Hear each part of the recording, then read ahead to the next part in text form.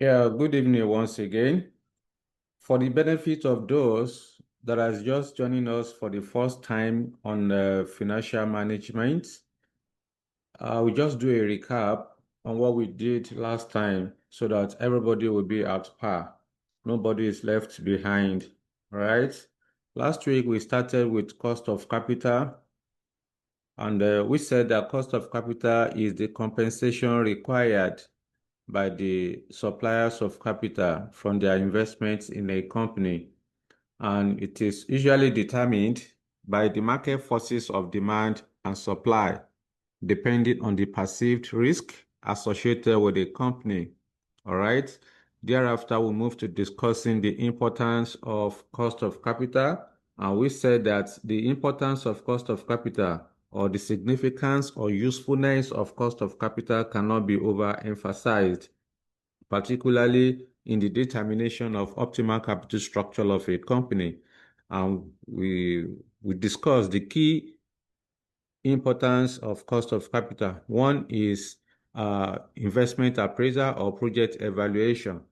So we said that in the determination of financial viability of a project, cost of capital is needed to discount the expected future cash flow to the present value equivalent using relevant investment appraisal techniques such as the net present value, internal rate of return, modified internal rate of return, or adjusted present value. All right. So we said it would be almost impossible to ascertain the financial viability of a project without the use of the cost of capital. Then the second one that we discussed was determining debt equity proportion. So we said that one of the key objectives of an organization or of a firm is cost minimization. We said that the major sources of long-term financing are the ordinary share capital, preference share capital, and then the debt capital. And each of them has their own underlying costs. Therefore, the objective of the company is to minimize the overall cost associated with each source of finance. So cost of capital will enable the company to be able to determine the proportion of equity and debt to be carried in the capital structure, all right, in order to minimize the overall cost of capital for the firm. All right. So these are the two key importance or significance of cost of capital that we discussed last time. Thereafter, we move to discussing the categories of cost of capital. We said that cost of capital can be grouped into three because on the day of your exam, you'll be told to estimate or calculate cost of capital. Examiner may not tell you which one, because it is believed that before you go to the exam, you have prepared, all right? You are ready for the exam. Therefore, you should know what to do. Examiner assume that you know what to do, all right? And that's why you are being tested. So there are three categories of cost of capital. One is traditional weighted average cost of capital. Two is project-specific cost of capital. And three is weighted average cost of capital of the combined activities. So these are the three categories of cost of capital. We then started with traditional weighted average cost of capital. And we said that the traditional weighted average cost of capital is computed when information about capital structure, when you are given ordinary share capital, preference share capital, and then debt capital, including dividend and interest. You can see in the statement of financial position or the balance sheet, you can see how the company finances its activities, all right? So you can see ordinary share capital, you can see preference share or debt capital. It means that you are going to calculate cost of capital using the traditional, you are going to calculate traditional weighted average cost of capital. Then we now said, how do you then compute traditional weighted average cost of capital? I gave you 4 different steps or procedures that you are going to carry out.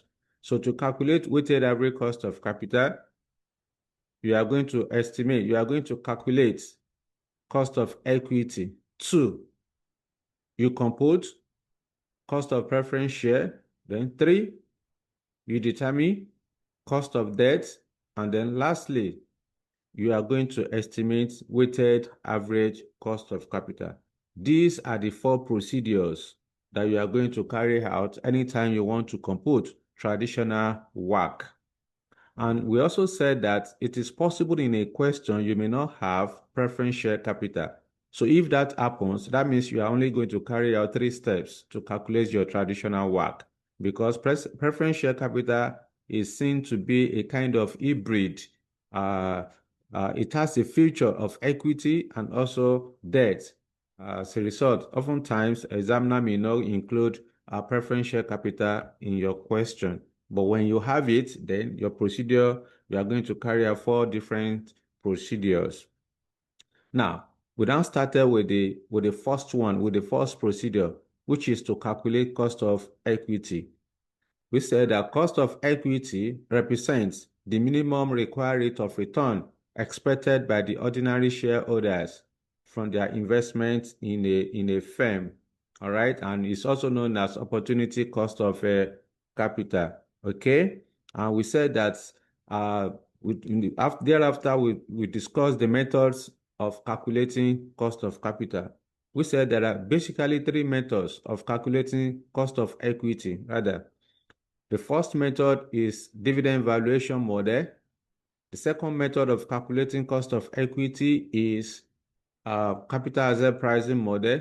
Then 3 is Miller and Modigliani formula.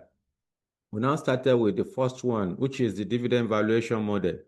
We said dividend valuation model is used to compute cost of equity when information about dividend and share price are given. If in a question you are given information about dividend and then share price, and you want to calculate cost of equity, then you need nobody to tell you that you are supposed to use dividend valuation model. When I said that, okay, using dividend valuation model, cost of equity is calculated as the ratio of dividend to share price, depending on whether dividend will grow or dividend will remain constant to perpetuity. And I gave you 2 different formulas that you can use to estimate cost of equity, where dividend is constant and also where dividend will grow. All right. So after that, we discussed the concept of cum div, ex div share price. We said that the cum div share price represents the share price that include dividend. Okay. Cum div share price represents the share price that include dividend, whereas the ex-div share price is the share price that exclude dividend, and that in the calculation of cost of equity, only the ex-div share price is used. You don't use cum-div share price to calculate cost of equity. So what this simply means is that whenever you want to calculate cost of equity, the dividend must have been paid before you can do that. If in a question, oftentimes, okay, examiner will give you cum div share price. It may not be written as cum div, but the information will be there in the question to imply that dividend has not been paid. At times, examiner can say that this dividend is outstanding. The dividend is about to be paid. The dividend will be paid. So once you can infer from the question that dividend has not been paid, then it means that the share price given to you is cum div. You don't use cum div to calculate cost of equity. It has to be ex div share price. Therefore, if you are given a cum div share price, you have to convert it to ex div share price. How do you do that? Very simple. just deduct the current dividend from the cum div share price. Whatever you have thereafter will represent your XDIV share price. Then finally, we now discussed the how to estimate growth rates. We said that ordinarily, investors or shareholders will expect that the dividend earned or the dividend income received in a company will increase over time because shareholder, no shareholder will expect to receive the same amount of dividend every year because of prevailing market condition or inflation or price level changes. Because once there is inflation, the value of the value of the dividend that you receive, let's say for example a year ago, will may not be the same thing again. The value would have reduced as a result of inflation. Okay. Therefore, the shareholder will expect that the dividend they earn in a company will increase over the period in order to compensate them for taking that additional risk. Okay. Then when I said, how do you compute the growth rate? I gave you two methods. We talk about historical pattern of dividend payment. Then two, we talk about Gordon growth model. In the first one, which is the historical patterns of dividend payment, which said is also known as averaging method, and it is computed when past information or when history about dividend payments are given in a question. So when you are given the amount of dividend paid across all relevant years, then that means you are supposed to use the historical pattern of dividend payment to estimate your growth rate. And I provided you with two different formulas that you can use to estimate the growth rate using the averaging method. Then the second one, which is the Gordon growth model, we said that the Gordon growth model is used to calculate growth rates when information about earnings as well as the capital employed are given in a question. When you are given profit after tax and then capital employed, that means you are supposed to use Gordon growth model to calculate the cost of equity. And then I think this is where we stopped last time. Of course, we have some short examples just to drive home the point, all the points that we made last week. And I believe you guys have gone through your materials. You have tested those simple examples that we did in the class.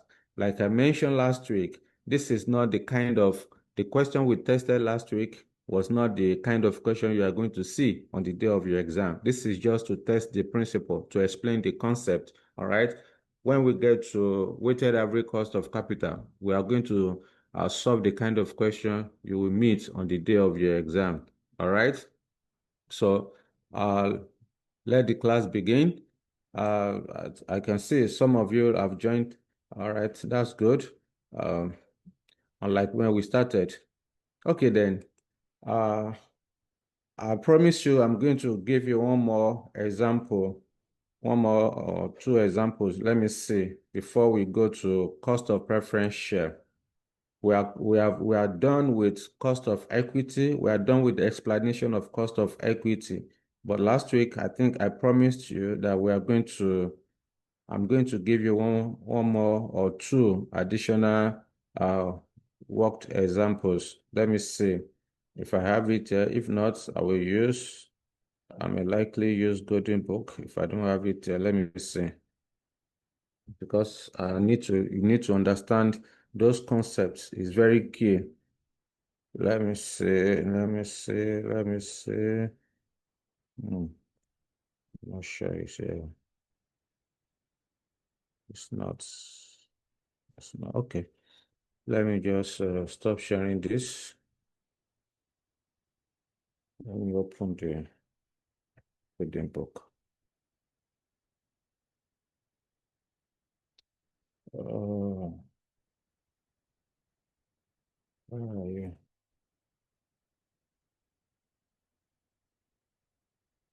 Okay.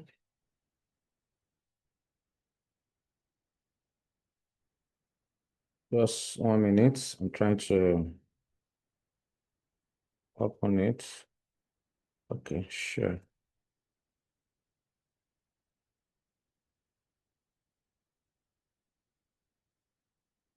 So I believe you can see my screen. All right. Uh, okay. Let me see. I think we have solved this one before. Yeah. Let's solve this small question. That's something I want to bring out in the question. All right. So let me hear your beautiful voices. Let me see. Who will take the lead? Who will help us to read? Yes. Who is helping us? Or I should call one of you. Mourinho plc is financed entirely by equity. The company has 150,000 ordinary shares of ₦1 each, currently quoted at ₦3 42 kobo ex-div. The company's current dividend of ₦6,158 was paid recently out of the company's earnings of ₦62,858. The capital employed of the company is 315,000, and the dividend of 2,473 was paid 5 years ago by the company. Required. What is the company's cost of equity capital? All right. Thank you very much. I think that's Femi, right? Yes. Femi, is that you? Yes, I think. Yes. Okay. Thank you once again. Now, you can see this question from the requirements. Examiner is asking you to calculate cost of equity capital. So you need to ask yourself what kind of cost of equity. Is it cost of equity using dividend valuation model, capital asset pricing model, or Miller and Mondigliani? Of course, the information will surely be there in the question. The question will direct you which method to use. So you can see in this question, we have information about dividend and then share price. Therefore, it means that we are going to use dividend valuation model to calculate the cost of equity. Now, how am I going to calculate this? Because you have two different formulas that you can use to calculate cost of equity using dividend valuation model. I gave you a formula where there is growth in dividend payment, and then another formula where there is no growth in dividend payment. So in this question, do we have anything like growth? Are we given growth rates, or are we given any information to be able to estimate the growth rate? Now, when you look at this question, examiner has given us information about, I told you, even now, before I open this material, I also reminded you of what we did last week when we talked about the growth rates. There are two methods of calculating growth rates. One is historical pattern of dividend payments. The other is Gordon growth model. I told you last week and earlier today when I was recapping what we did last time, that the historical pattern of dividend payments is used to compute growth rates when past information or history of dividend payments are given. When you look at this question in the second paragraph, examiner has told you that a dividend of 2,473 naira was paid 5 years ago. So examiner has shown you that examiner just told you what happened 5 years ago. That is history. You have been given the history of what happened last year, about 5 years ago, in relation to dividend payment. Not only that, you are also given the current dividend to be 6,158 naira. So that means you have been given information, you have been given past information about dividend payment. So in that case, you are expected to use the historical pattern of dividend payment to calculate your growth rates. Secondly, in this same question, examiner giving information about Gordon growth model. All right, examiner giving information about Gordon growth model. In the first paragraph, you are told that uh, the company's earnings is 62,858 naira. So the profit after tax of the company is 62,858 naira.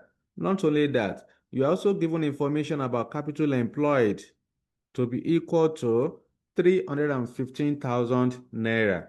So, meaning that in this question, you are given information about past dividend payments. You are also given information about earnings and then capital employed. So, technically, examiner expected you to calculate two different costs of equity because you are going to calculate two different growth rates.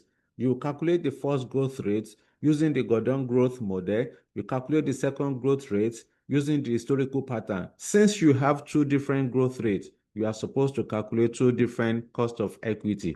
You can see, examiner did not tell you to calculate growth cost of equity using Gordon growth model or using the historical pattern. It is implied in the question. Examiner expects that you know it. All right. So, and that's what you are going to do. So to solve this question, we need to go back. All right. We take it step by step so that you understand the approach you are supposed to adopt next time when you meet this kind of a question. So I will stop sharing this and move to the working notes so that I can freely express myself. You see how we are picking the numbers. Let me do it this way. Let me see if I can quickly screenshot and share with you on even though I've closed my WhatsApp, let me see if I can quickly screenshot it so that you all have access to it. Okay. Just a moment. I will share in the general group because I believe there are some people in the general group that are on call. So let me see. General group, where is that? Okay. Please. Okay. Let me share in the general group and I share in the um FM group. In case there's somebody in FM group that is not on the general group. I know, Femi, but yeah. Okay. All right. Let me stop sharing the, like I said. Let me share the working notes.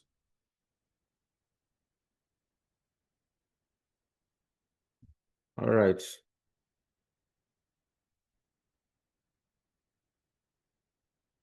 So the name of this company is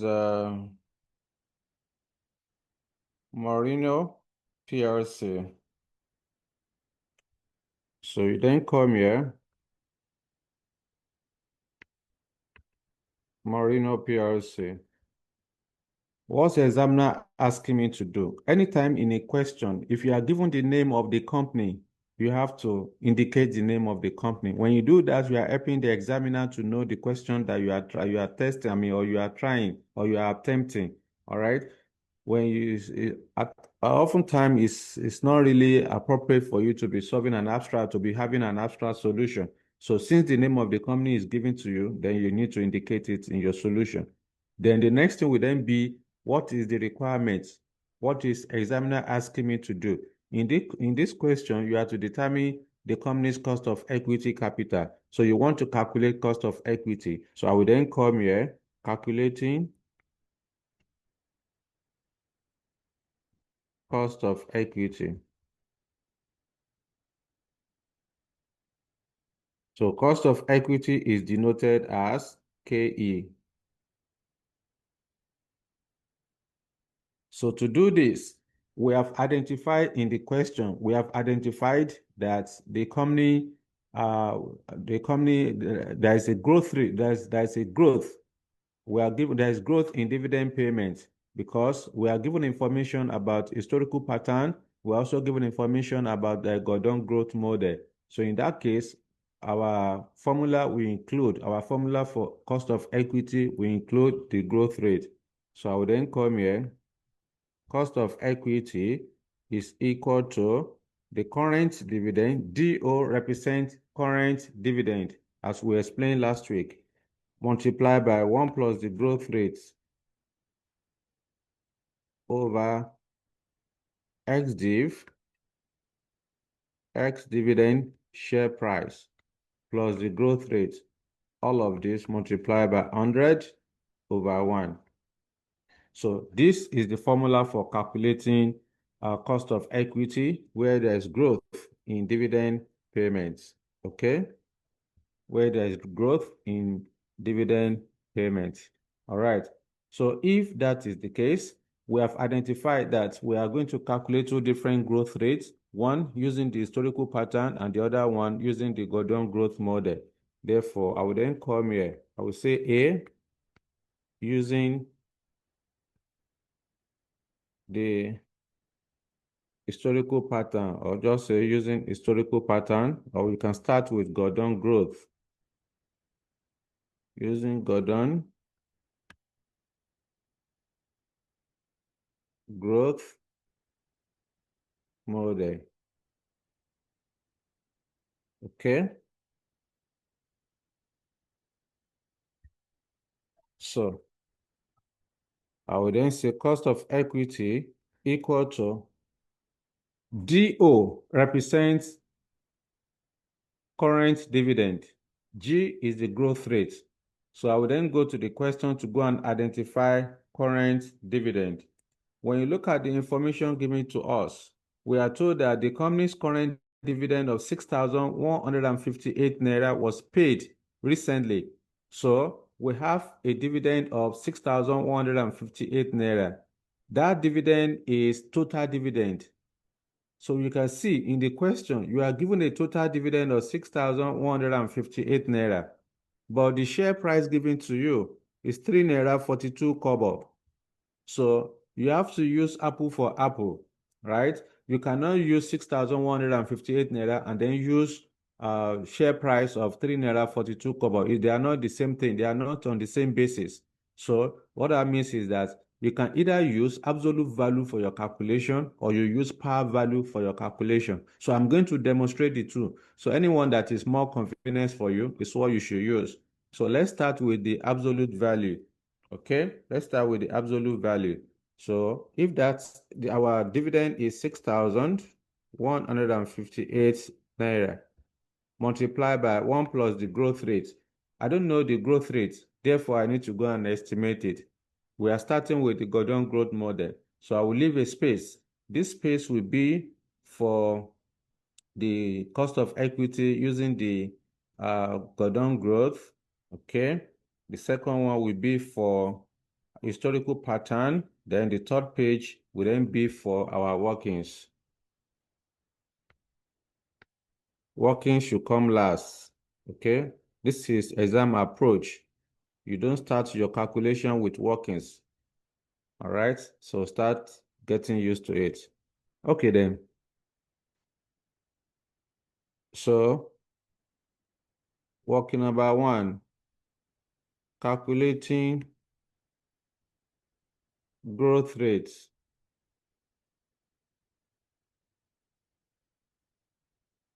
Okay, so number A, using Gordon growth model.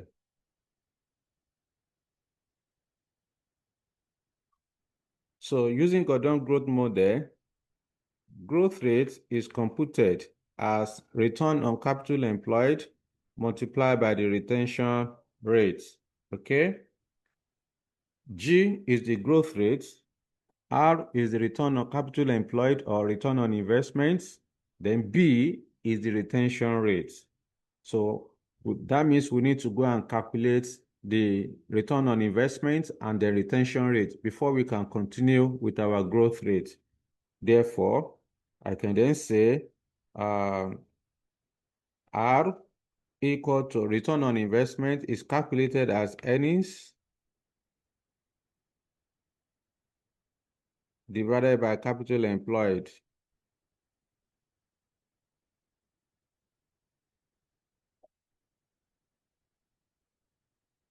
Multiplied by 100%.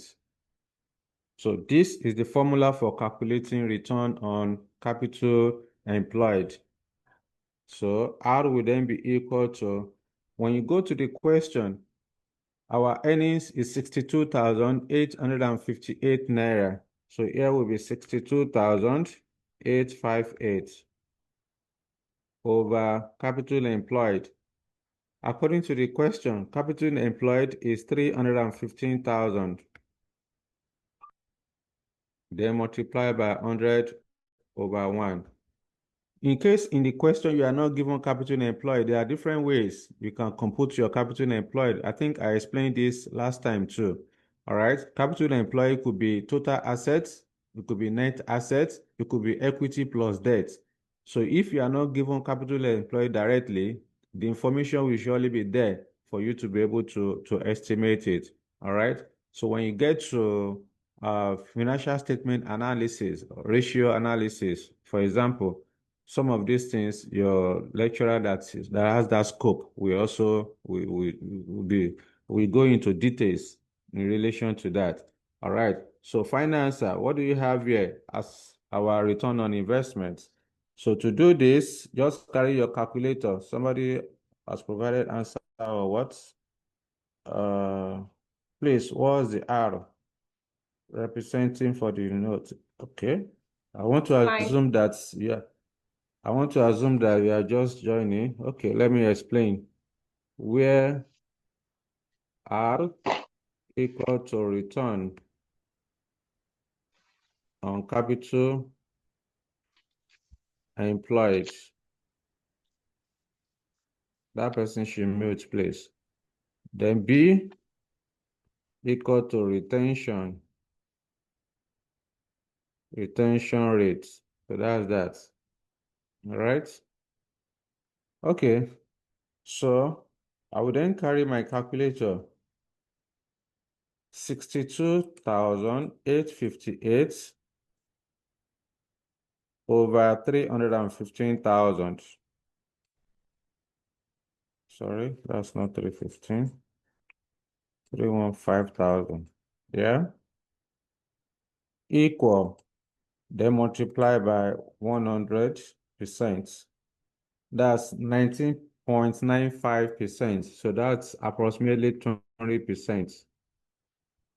So return on investment or return on capital employed is approximately 20%. Then the last one we are going to do is to calculate the retention rate under the Gordon. So retention rate is computed as earnings minus total dividend, total earnings minus total dividend over total earnings,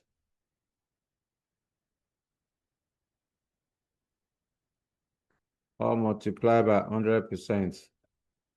So the retention rate would then be equal to 62,858 minus total dividend of 6,158 over, sorry, let me rewrite that.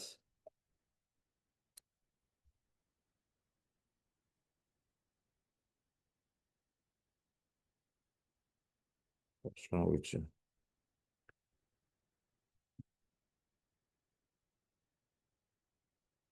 Oh, don't start to. Sorry, I'm battling with my I'm battling with my pen and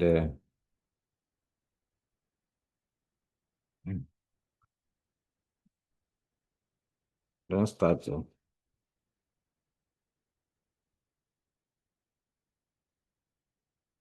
Just, you know,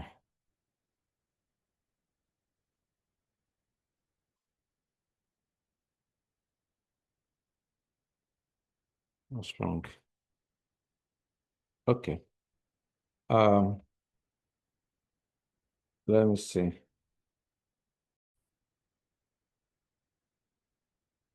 So now that we have computed our growth rates, our growth rates using, oh, sorry, we've not completed it. Yeah, we are calculating the retention rates before the break in transmission. So quickly, let's complete the retention rates. So, like I said, to get the retention rates, it is calculated as earnings minus dividend over earnings. So because we are given total earnings and total dividend, that's why we are using this formula. If we are given earnings per share and dividend per share, it will be earnings per share minus dividend per share over earnings per share. All right. So here is 62,858 multiplied by 100 over 1. So what do we have here? So you then bring out your calculator to say 62,858 minus, I think somebody has given me the answer, isn't it?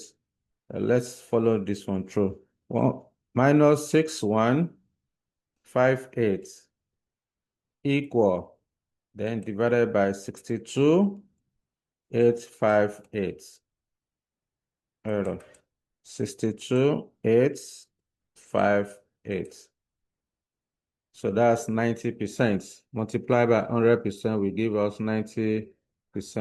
The person that sent message, let me check. Maybe it's the answer. Okay.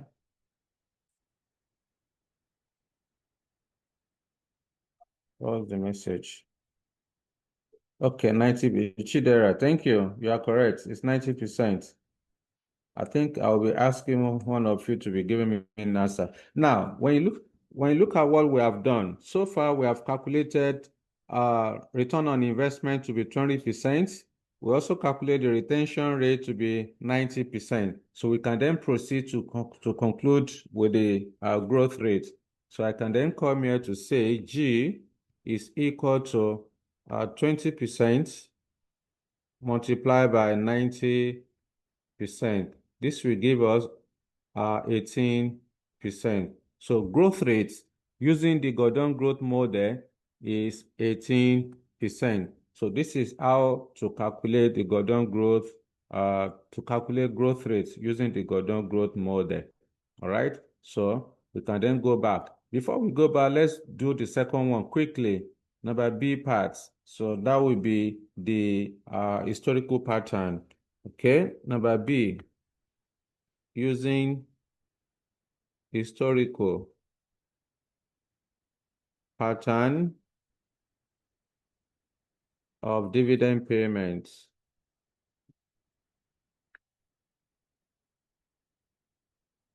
Remember, the reason why we are doing it this way is because we are given information about Gordon growth and then historical pattern. That's why you are calculating two different growth rates, okay? Ordinarily, it should have been just only one, but because examiner gave us information about Gordon growth and then the historical pattern, that's why we are calculating two different growth rates because you don't know which one examiner expects you to calculate, and that's why you have to calculate the two. So using the historical pattern, growth rates will be computed as, now you need to watch out. Remember, when I was explaining the concept, I gave you two different formulas that you can use to compute growth rates using the historical pattern. I told you last week that when information about dividend payment for all the relevant years are given in the question, that means you are going to use the first formula, which is end minus 1 into square root latest dividend over dividend in the first year, all minus 1. So you use that formula when information about dividend payments are given for all the years. The second formula is n into square root latest dividend over dividend paid in the first year, all minus 1. So that second formula will be used when information about first year dividend paid and then the current year dividend are given in the question. When you are given information about, or when you are given the history of dividend paid in the past and the current year, then that means you are supposed to use the second formula. So when you look at the scenario painted in this question, examiner told you that the dividend paid 5 years ago was 2,473 naira. So examiner has given you the history of what happened 5 years ago. And you also given the current dividend to be 6,158 naira. So in that case, the formula to use would then be n into square root the latest dividend, that is the current dividend, divided by dividend paid in the first year, all minus 1. Or if I don't want to use this formula, I can say latest dividend, let me write this, latest dividend over dividend paid in the first year, all raised to power 1 over n, then minus 1. Whichever one I use, I will get the same answer. Let me write it because I know somebody will ask me. Let me write it out. Let me define the variables. Where n equal to number of years dividend is paid. Number of years dividend is paid. Then LD equal to current or latest dividend. Then BD equal to dividend paid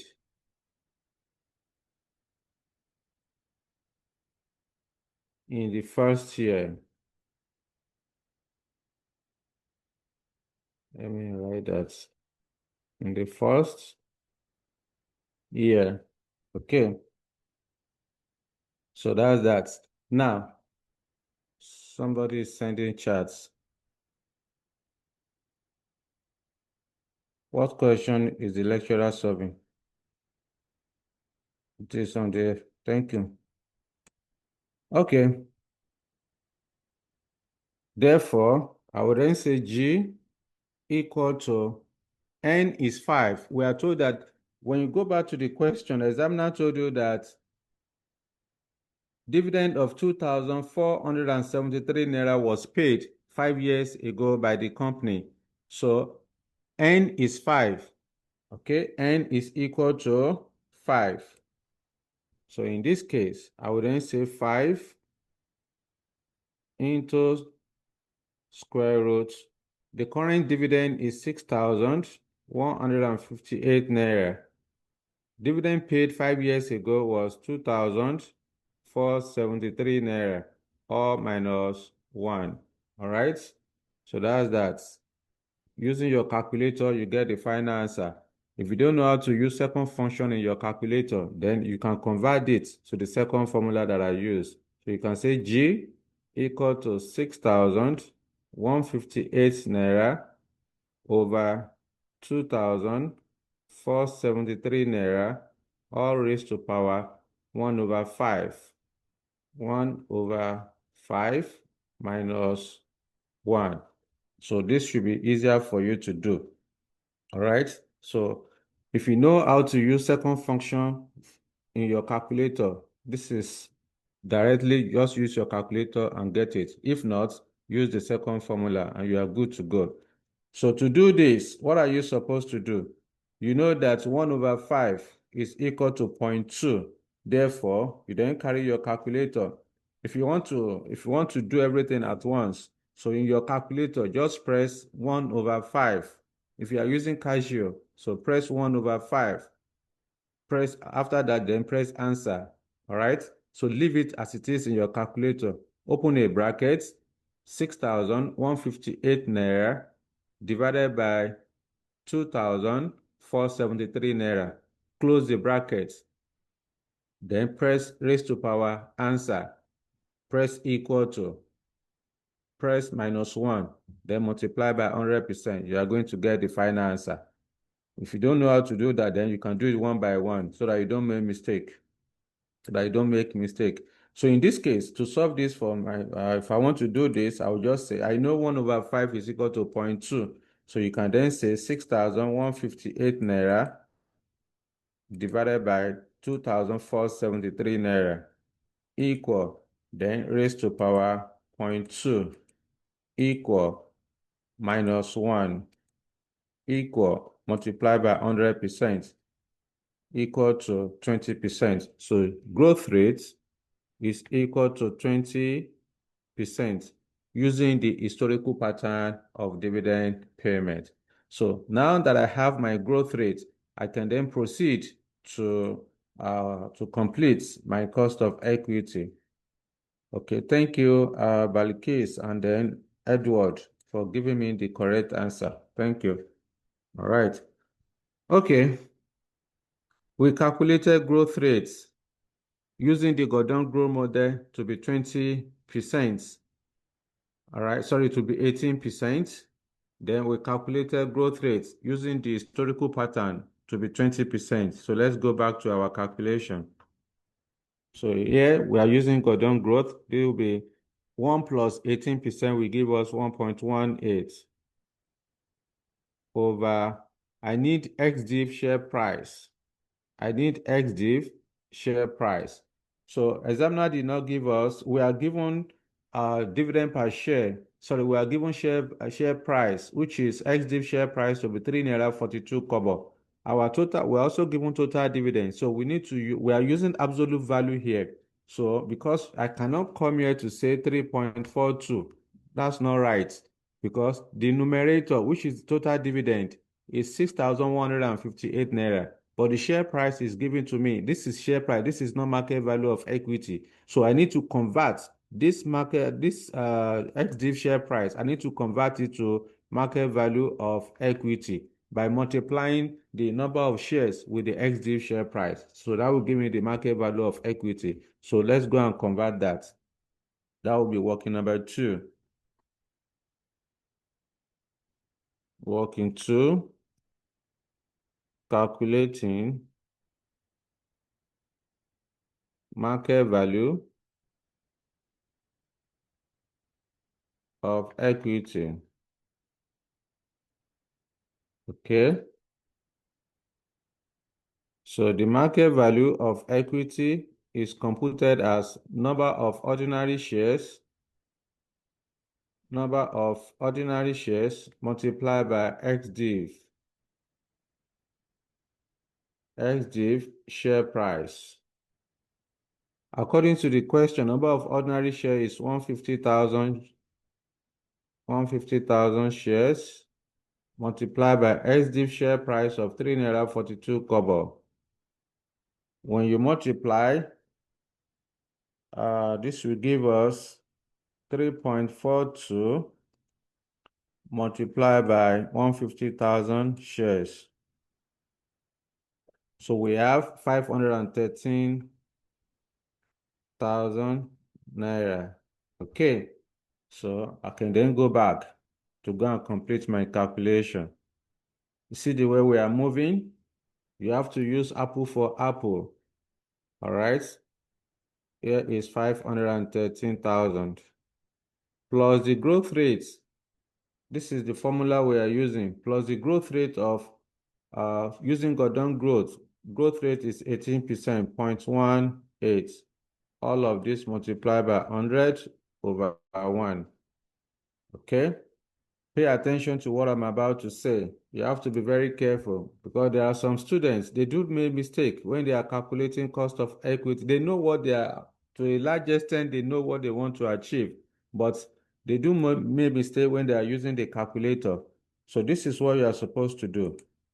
You are going to divide the numerator by the denominator, then plus 0.18. Oftentimes, students will just say 6,158 multiplied by 1.18 plus 0.018 divided by 513,000. When you do that, you cannot get the accurate answer.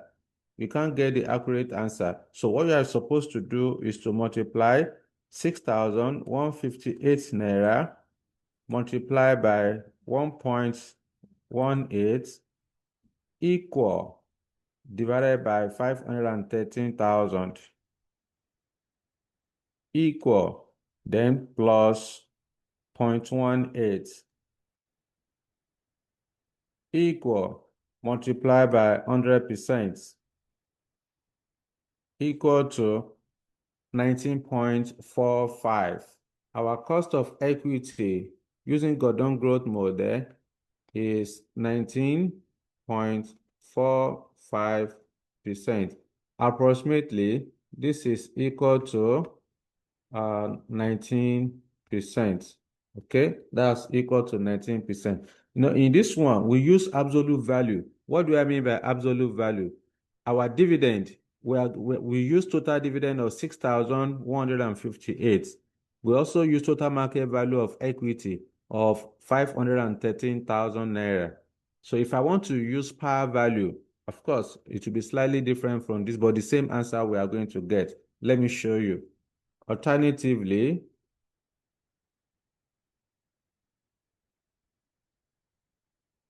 so we are using the same formula. This will be cost of equity. Our current dividend is 6,158 naira.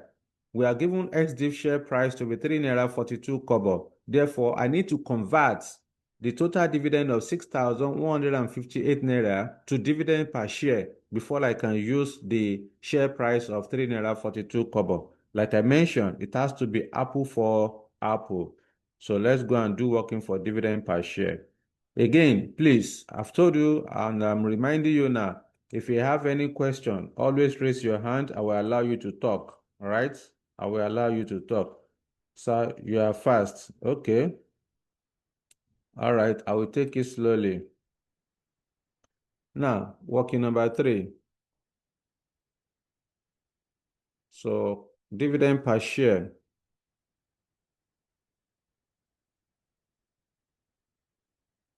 Dividend per share. DPS.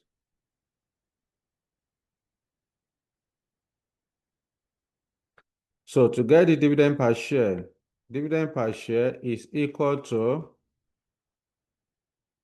total dividend over number of ordinary shares. Total dividend over number of ordinary shares. So according to the question, total dividend is 6,158 naira. Number of shares is 150,000. Therefore, dividend per share will then be equal to 6,158 divided by 150,000 shares. That's 4 kobo. That is 4 kobo. 0.04, or you call it 4 kobo. I think somebody was raising on the other time. Let me check. Okay. She has dropped the hand. Janet, you were raising hand the other time. You want to talk? Yes, please. I've been asking what question. I just joined the class, please. Practice. I've been asking what question are you solving? What page can I find? Somebody I has can tag responded to along. you. Hello? Said before, and I've checked it. The topic is cost of capital, sir. Somebody has responded to you. The question was shared on your group. Okay? Go to the FM group. You will see the question there. Okay, It's also on the general group. okay, Is it clear, Janet? thank you. Okay. Yes, sir. All right. So since we have the dividend per share to be 4 kobo, we can then proceed to use the par value. So now you are using apple for apple. So I will then come here. My dividend per share is 4 kobo multiplied by 1 plus the growth rate of 18% over ex-div share price of 3 naira 42 kobo plus the growth rate of 18% or multiply by 100 over 1. For those of you that are sending me chats, please always raise your hand. That one is faster for me. Once I see your hand, I want to hear your voice. It's like the class is too cold. I'm the only one talking. So I want to hear your voice. Don't send me messaging. Don't send me chats. Raise your hand. I will allow you to talk. That one will be better to make the class more engaging. All right. However, let me check the message. Maybe you are giving me an answer. Still 19%. Thank you, Edward. So Edward has gone ahead to give us the final answer. Certainly, you are going to have the same answer. So when you look at the first one we solved, this one, we use absolute value. What do I mean by absolute value? The total dividend was 6,158 naira. The market value of equity is 513,000. The second method that we use is par value. You see that the dividend, we are given dividend of 6,158 naira. We converted it to 4 kobo. We converted it to dividend per share, which is 4 kobo, so that we can be able to use the ex-div share price of 3 naira 42 kobo. So you have to use apple for apple. Whichever one that is more convenient for you is what you should do. Whether you want to use the total value or you want to use par value, you still get the same answer, just as I've demonstrated. So that is one.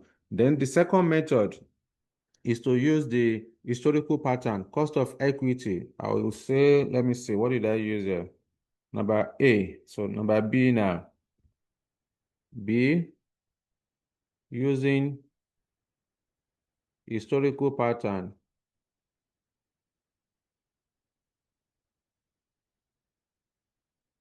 of dividends.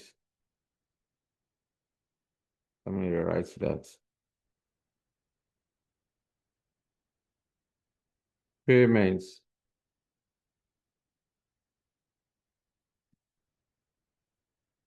So using the historical pattern of dividend payments, cost of equity will be equal to, we are given total dividend of 6,158. It's the same thing. The same way you calculated using the Gordon growth. It's the same way you are going to calculate this, except that our growth rates under historical pattern is 20%. Okay? So here will be equal to 6,000. If I'm using absolute value, here will be 6,158 naira multiplied by 1.2. You still remember the growth rate we calculated the other time under the historical pattern. Let me show you so that it doesn't look as if I'm the one fabricating the number. Okay. So this is the growth rate under the historical pattern that we calculated, 20%. All right. So let's go back. So then over the total market value of equity of 513,000 plus the growth rate of 20% multiplied by 100 over 1. Yes, what's the final answer? Give it to me. What do you have? I said always raise your hand. This chat will slow us. I want to hear your voice. Edward, 21%. Thank you. Is it 21% others? Confirm. Yes, 21%. Okay, thank you. Again, if you want to use the power value, alternatively, so cost of equity will be equal to dividend of 4 kobo multiplied by 1 plus the growth rate of 20% divided by ex-div share price of 3 naira 42 kobo plus the growth rate of 20% multiplied by 100 over 1. So this will give you the same amount, which is 21%.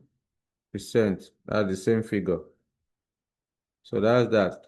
So like I explained to you the other time, the reason why we are calculating two different cost of equity is because you are given two different information to estimate your growth rate. We are given information about Gordon growth model.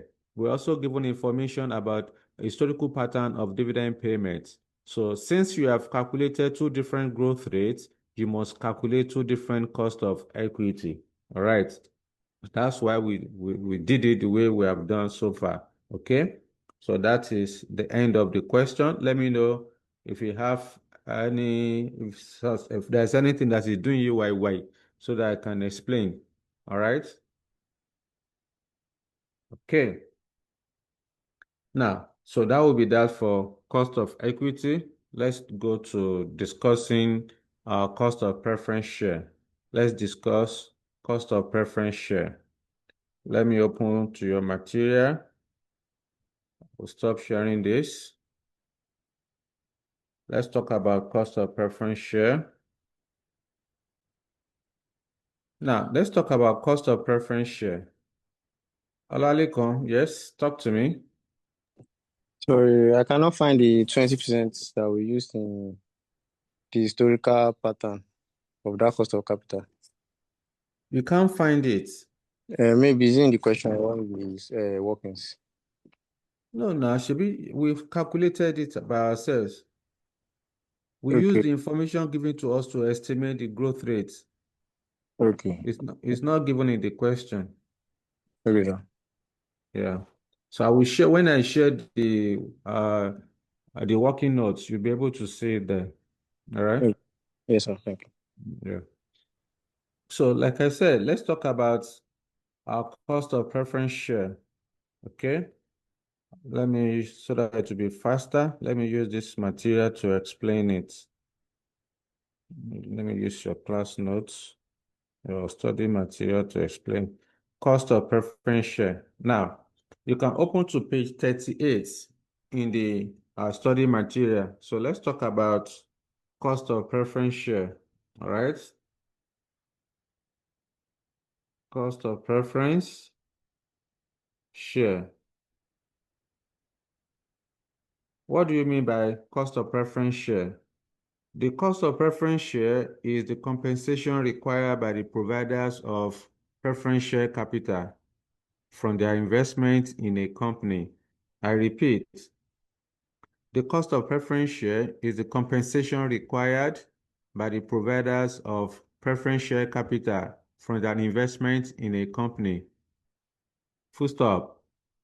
The preference shareholders are entitled to fixed dividend in the firm. I repeat, the preference shareholders are entitled to fixed dividend in the firm or in the company. What do I mean by that? Let me explain. Let's say, for example, one of you is a preference shareholder. So you have invested, let's say 10 million naira.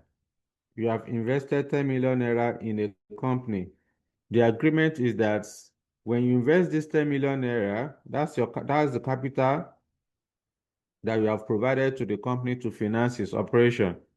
And then you are entitled to a return on your investment.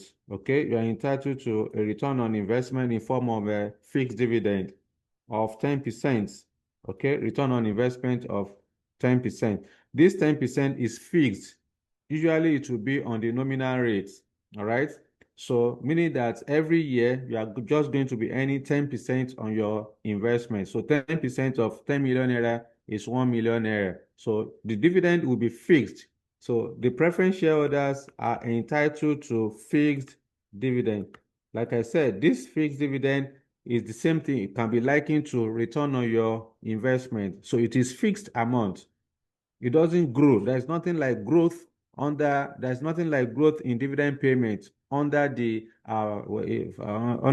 preference share. Nothing like that. It doesn't grow. It is constant at the nominal rate. Okay, so I believe that is clear. So like I said, the preference shareholders are entitled to fixed dividend from the firm. All right.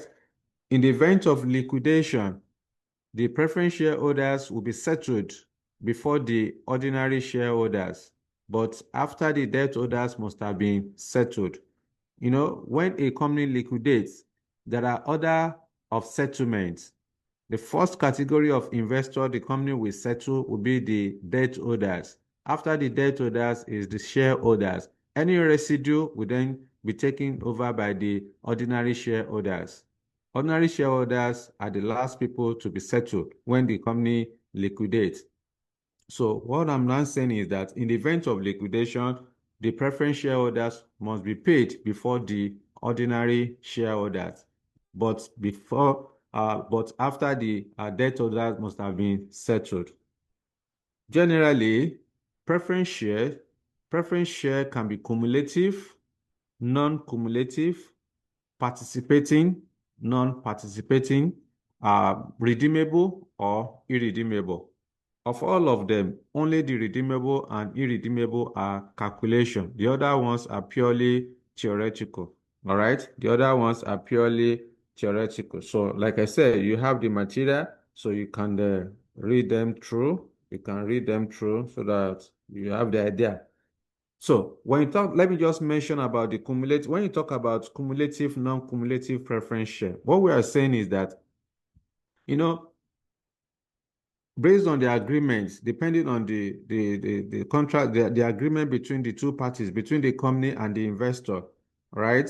So when you talk about cumulative preference share, it simply means that in any year that the company is unable to pay dividend, all right, maybe due to loss, maybe a company make loss in a particular year because you can't pay dividend from loss, okay?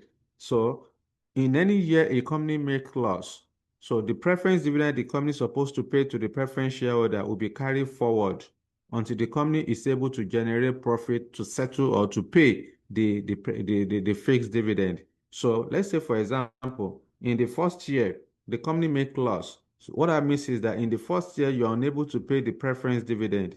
So in the second year, the company also make loss. So you are still unable to pay preference dividend. Therefore, the preference dividend of the first year, you are going to add it to the preference dividend of the second year. So you carry it forward to the third year. Let's say the third year, the company now make some profit. Therefore, the preference dividend outstanding, you are going to deduct it from the profits. So that's what we mean by cumulative. You are adding it over and over until you are able to pay off the outstanding dividend. So that is what is meant by cumulative preference share. The non-cumulative is that in any year a company make loss and you are unable to pay dividend, the preference shareholders will forfeit the dividend they're supposed to earn. If in the first year, for example, the company make loss, you will not be able to pay preference dividend and you cannot carry it forward. So that's different between the cumulative and then the non-cumulative. So our focus, like I said, is on the redeemable and then irredeemable preference share because that's where you have calculation. So let's talk about let's start with irredeemable preference share. What do you mean by irredeemable preference share? The irredeemable preference share is the one in which the company will pay annual fixed dividend, but the principal will not be repaid. For example, like I mentioned the other time, I have 10 million, I've invested preference share of 10 million naira in this company with the hope of earning dividend of 10%. Okay, I will earn dividend of 10% in this company. So if it is irredeemable preference share, every year I will be earning 10% on the nominal value, which is 1 million naira dividend. But this my capital of 10 million naira, I will never get it back in the company. The company will not pay me the 10 million naira. That is irredeemable preference share. So like I said, the irredeemable preference share is the one in which the company will pay annual fixed dividend to perpetuity. You continue to pay it to infinity, but the principal will never be repaid. The principal will never be repaid. Therefore, the cost of irredeemable preference share is computed as the ratio of fixed dividend to ex-div share price. I repeat, the cost of irredeemable preference share is computed as the ratio of fixed dividend to ex-div share price. Come here, this is what I'm saying. KP, cost of irredeemable preference share, is equal to fixed dividend over ex-div share price multiplied by 100 over 1. That is how to calculate the cost of irredeemable preference share. Now, you can see that here Our denominator is also called XDIV share price. What that simply means is that all the concepts that we go through under the cost of equity in relation to the concept of a cum div, ex div, they also apply to preference share. So what this simply means is that if in the question the preference dividend has not been paid or you are given cum div share price, so it means that you need to go and compute ex div share price before you can calculate your the cost of irredeemable preference share. All right, so that is for that. Now let's have a short example to demonstrate this. I don't have that short example in this material, but let me show you. Let me show you. Let me see. Uh, Let me use Golden Book to explain that.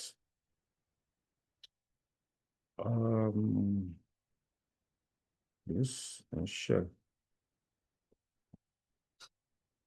Okay. Let me look for, yes. Let me just use this example to demonstrate that for you. All right.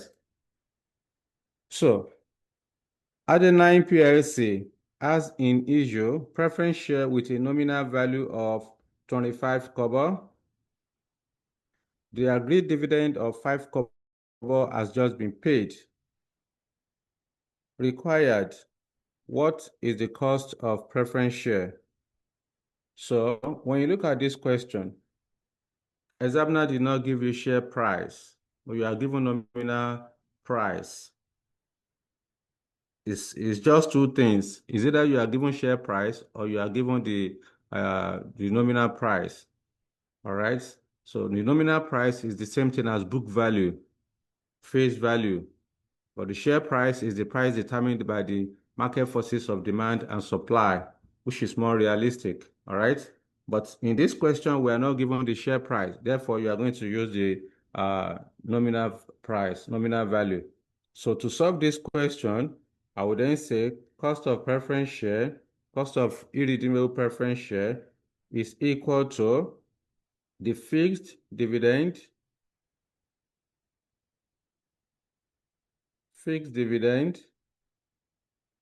divided by XDIV share price multiplied by 100 over 1. Okay, so the fixed dividend in this case, we are told that the agreed dividend of 5% has just been paid. So here will be 5 over XDIV share price. Since we are not given XDIV share price, so we are going to use the nominal value. Like I said, nominal value is the same thing as the book value. The value you have in your balance sheet or whatever. So here will be 25. Then multiply by 100 over 1. So the cost of irredeemable preference share will then be equal to 20%. So that's that. This is how to calculate the cost of irredeemable preference share. This is not common because it's too cheap and straightforward. This is just for explanation purpose. If at all you are going to see, it will be cost of redeemable. All right, it will be cost of redeemable. What I've done is the same thing that you have here. All right, okay. So let's move on. Now, let's talk about redeemable preference share. Please, like I said, let me know in case you have any question. Just raise your hand. I will allow you to talk. So let's talk about redeemable preference share. What do you mean by redeemable preference share? The redeemable preference share is the one in which the company is expected to pay annual fixed dividend and the principal at the maturity date. Okay, I repeat, the redeemable preference share is the one in which the company is expected to pay annual fixed dividend and the principal at the maturity date. All right.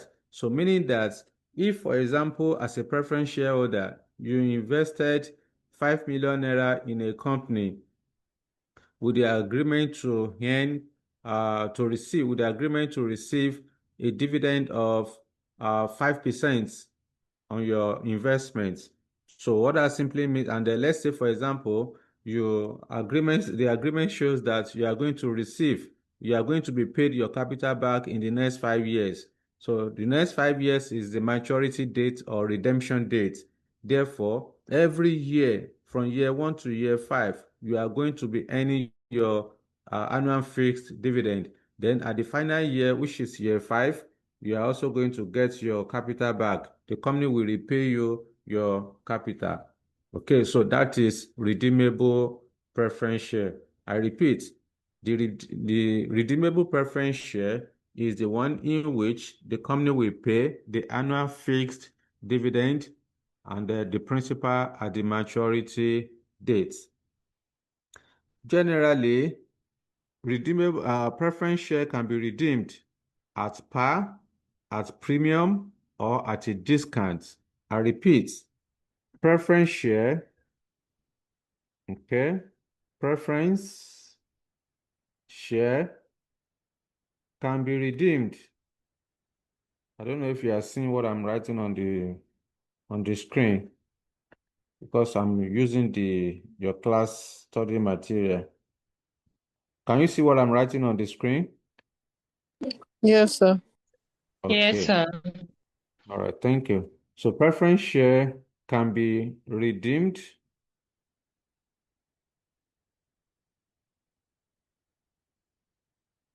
at par, premium, or discounts. Okay. The nominal value of preference share is 1 naira.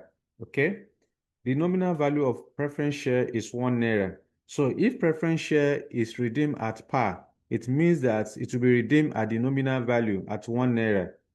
If it's at a premium, that means it will be redeemed at a higher price than 1 naira. Let's say, for example, if it's at a premium, it could be at a premium of 5%. So that would be 1 naira plus 5%, which is 1 naira 5 kobo. If it's at a premium, if it's at a discount of, let's say, for example, 3%, discount of 3%, that means it will be lower than 1 naira. So in this case, at a discount will be equal to 97, kobo if it is 3% discount. All right. So you need to know this. All right. So like I said, preference share can be redeemed either at par, premium, or at a discount. The information will be there in the question. Examiner will surely tell you how you are going to redeem the preference share. Okay. Now, how do you calculate the cost of redeemable preference share? The cost of redeemable preference share is computed as internal rate of return. I repeat, the cost of redeemable preference share is computed as internal rate of return by assuming two discount rates that will produce two opposing NPV, and then use your NPV to calculate the internal rate of return. That's all you need to do. Anytime examiner asks you to calculate cost of redeemable preference share, simply go ahead and calculate internal rate of return. There are two steps you are going to carry out. The first step is to assume two discount rates that will produce two opposing NPV. You assume the first discount rate, you use it to calculate NPV. If that one is positive, you assume a higher discount rate that will give you a negative NPV. You then use your calculated NPVs to go and compute your internal rate of return. The result is known as the cost of redeemable preference share. So anytime you are asked to calculate cost of redeemable preference share, just calculate internal rate of return. It's as simple as that. Now, one thing you need to know that is very important is that, let me put it down for you. Note, Before that, okay, lest I forget, let me put it down for you. Now, when you talk about redeemable preference share will be redeemable. Preference share will be redeemable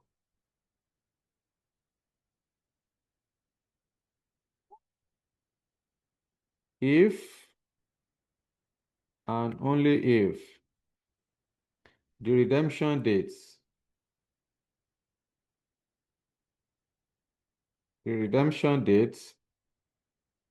or maturity dates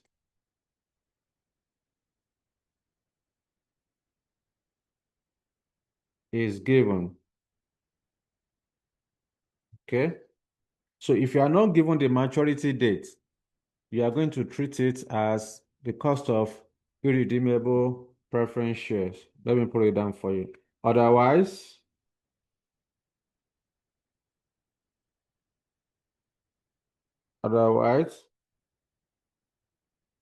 um, calculate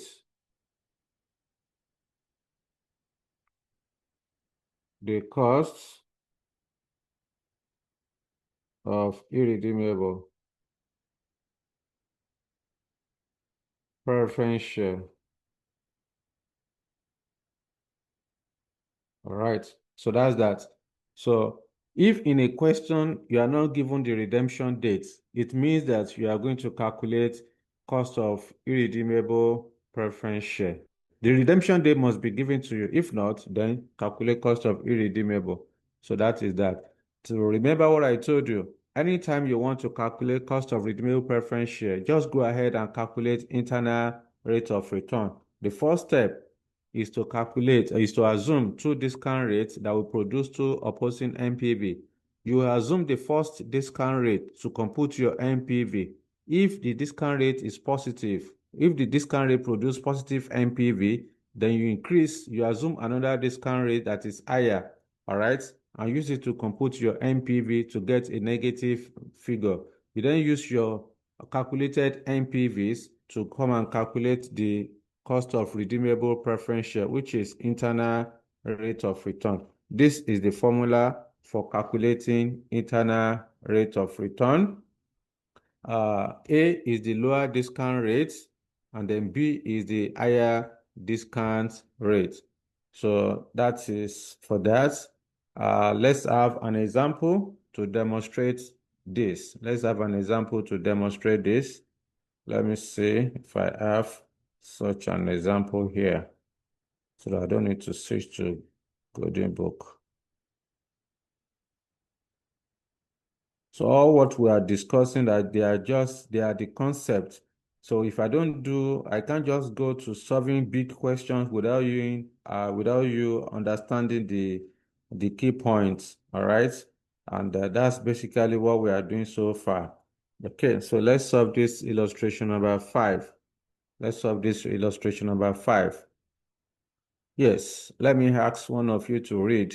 Somebody should help us. Who is helping us to read it? I need a software. I need a CNN, BBC caster. Who is going to help us? Daisy, Chiamaka, you'll be hiding your face from me. Yeah, read. I want to hear your voice. Yes. Johnson plc is financed with 1 million naira redeemable preference shares with a nominal value of 1 naira and a normal rate of 8%, but current quoted at 1.5 kobo ex-div. The preference shares will be redeemed at par in 5 years' time. Required: calculate the cost of preference shares. Thank you very much, Daisy Chiamaka. That is the question. Examiner is telling you that Johnson PLC is financed with 1 million redeemable preference shares with a nominal value of 1 naira. This 1 naira is the par value of the preference share. And a nominal rate of 8%. The 8% is the preference dividend that the preference shareholders will earn on their investments, but currently quoted at 1 naira 5 kobo ex-div, which means that the dividend has been paid. This is the share price of 1 naira 5 kobo. Since it is ex-div, it means that dividend has been paid. The preference share will be redeemed at par in 5 years' time. So again, since we are given the redemption date to be 5 years' time, it means that we are going to compute cost of redeemable preference share. So let me use the working note to solve this. You already have the material, so open at your end. Let me use the working note to solve this so that I don't need to restrict myself. All right. This is solution to illustration number 5, page 45. Solution to illustration 5, page 45. Okay. The name of the company is Johnson PLC. So I would then say Johnson PLC. Examiner is asking us to calculate cost of preference share. Examiner did not call it cost of redeemable preference share. So it is implied in the question that you know what you are doing. Like I said, since you are given the redemption dates, so we are going to calculate cost of redeemable preference share. So I can then say calculating cost of redeemable preference share. Okay. So remember what I told you during my explanation. To calculate cost of redeemable preference share, what are you supposed to do? You are going to assume there are 2 steps you are going to carry out. The first step, assume 2 discount rates that will produce 2 opposing NPV. Then step 2, calculate cost of redeemable preference shares using internal rate of return. That's all you need to do. It's as simple as that. Therefore, I will then come here, assume. Now, whenever you are calculating cost of capital and you want to calculate cost of redeemable debt or cost of redeemable preference share, always start with 10%. You assume with 10%, start with 10%. Why? Because if 10% produces a positive NPV, you can increase to 15%. All right? But if 10% produces a negative NPV, you can reduce to 5% for the second discount rate, so that this will minimize your iteration. Because if you start from, let's say, for example, 15% or 20%, and those ones are, you start from 20%, for example, and it gives you negative, you reduce to 15%, you have negative, you reduce to 10, you have negative. You continue to do iteration. And to minimize that, that's why I suggest that you should always start with 10%. So here we are assuming 10%. Now, remember, you are going to assume 2 different discount rates. So you use the first discount rate to compute your NPV, then you assume another discount rate to compute NPV. So instead of creating 2 different tables to calculate your NPV, so you are allowed to use one table. All right, so that's what I want to show you. I'm showing you now exam method, what you should adopt on that day. So I can then come here. So this will save your time. Since you have the same cash flows, there's no point creating different tables. So you can come here to say year, description of items, cash flow, discount factor, then present value. So we are starting with 10%.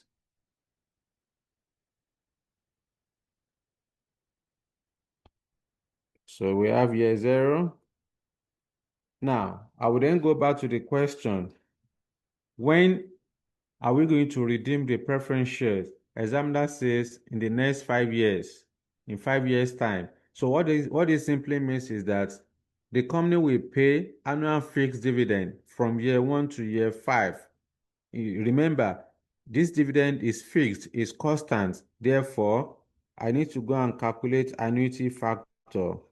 So I will calculate annuity factor for year 1 to 5. Then in the final year, which is year 5, you redeem the preference share. So under the item, this is where you are going to have the current market value of the preference share, your ex-div share price. Then year 1 to 5 will be the fixed dividend. Fixed dividend. Then year 5, you are going to redeem the preference share. This will be the redemption value. Okay.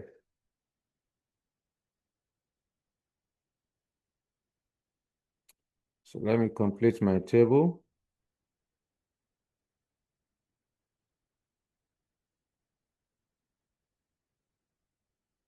All right.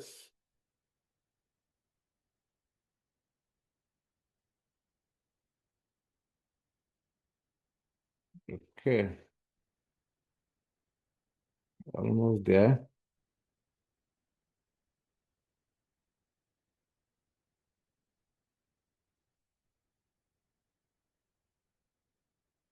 Let me adjust this. So I will then go back to the question. What's the market price of the preference share? The market price of the preference share is 1 naira 5 kobo ex-div. So if I like, I can use absolute value. If I like, I can use par value. Whichever one that is more convenient for you is what you should use. Let's say I want to use par value. So I will just come here. This one will be 1 naira 5 kobo. So you put it in brackets. Assume is a cash outflow. So discount factor at year 0. Discount factor at 10% for year 0 is 1. 1 multiplied by 1.05 will give us 1.05. We are calculating NPV. Okay? Then for the fixed dividend, I will then go back to the question, what is the nominal rate of the preference share? The nominal rate is 8% of 1 naira because the nominal value of the preference share is 1 naira. The dividend you are going to pay, the fixed dividend the company will pay to the preference shareholders will be a nominal rate on the nominal value of 1 naira. So let's calculate that. Let me do working. Oh, I'm even using error. I forgot it. I have a working that I've done here before, so this one cannot work. I have to start all over. This is not good. Let me cancel this because I have working that I've done before. Let me just rewrite it.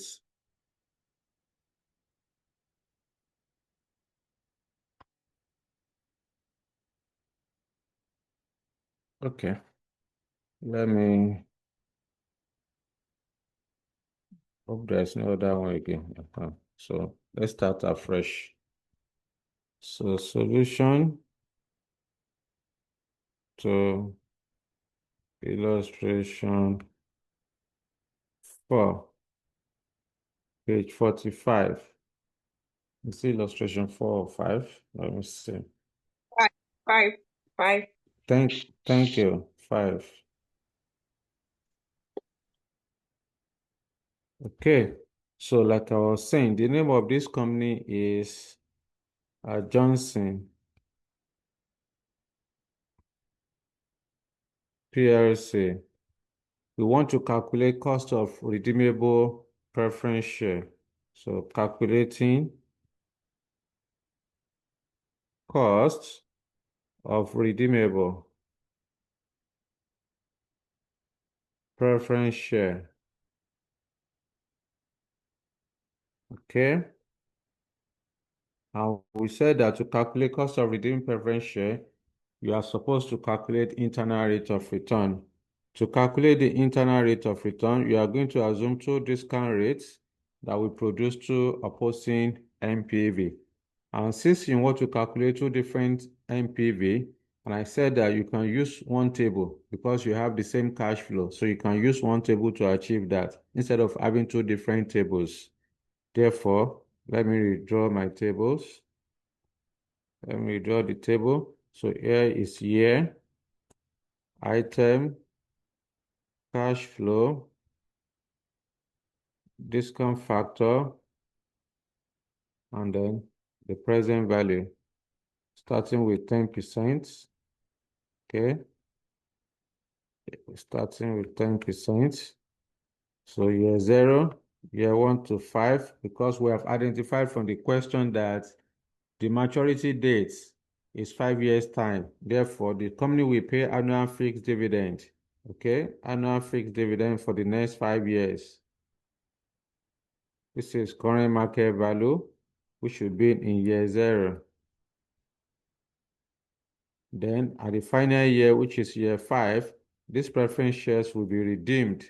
All right, this is the redemption value. Okay, so the cash flow, the current market value is the ex-div share price. So this will be a cash outflow when you are calculating your NPV. That's why you put it in brackets. Then the fixed dividend, we are given 8% nominal rates on the nominal value. So the dividend that the preference shareholders will receive is 8% of the nominal value. Nominal value is 1 naira. So we need to go and calculate 8% of 1 naira. So let's do our working. This one will be, yeah, this is sufficient. So we can do our working here. So working number 1, we want to calculate fixed dividend. So according to the question, we are told that dividend is 8% on the nominal rate. So let me put it down for you. Dividend is equal to nominal value multiplied by nominal rate.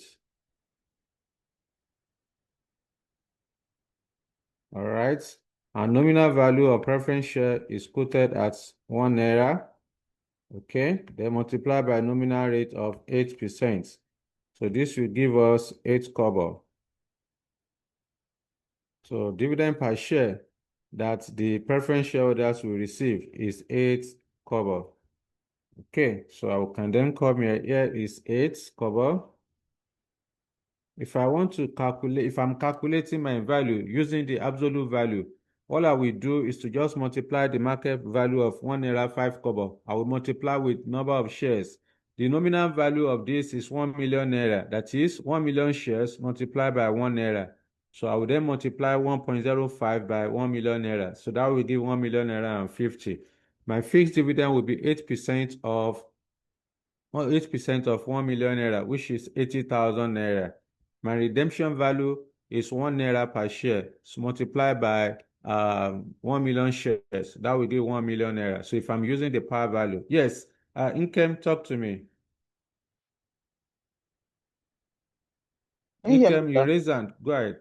Yeah, I was looking at these figures because some of us are not so good with calculation. This Okay. I'm thinking that maybe when we like this 8 kobo now that we entered, maybe we just put the working note 1 so that we know how you arrive at it. I don't know if it makes sense. Yes, I've done that. I've done that. See the working note here. Yes, I understand this, but going up to enter it, you can just put the Oh, W1 so okay, that we okay. write It's it. because of space. Okay, I understand you. So I should put it working 1. Yeah, yeah. Okay. Thank you, sir. Okay. So on the day of your exam, because it will make your work look ugly, all right? No, just So, for but revision, for us to know some okay, of us on the note, just I for it. understand. Okay, let me just put it there. Working one. Is Yes, it sir. clear like that? Uh-huh. Yes. All right. Okay. So in year five, the redemption value, you then go back to the question, how are you going to redeem the preference share? Is it at par, at premium, or at a discount? According to the question, you are told it will be redeemed at par in 5 years' time. At par means at 5 naira, sorry, at 1 naira. At par value of preference share, the nominal value of preference share is 1 naira. So if it's at par, that means it's at 1 naira. If it's at a premium, it will be more than 1 naira. If it's at a discount, it will be less than 1 naira. So since it is at par, then you are going to put 1 naira here. Okay. The next thing I need to do now is to determine my discount factor at 10%. Discount factor for year 0 at 10% is 1. 1.00. Let me rule my table.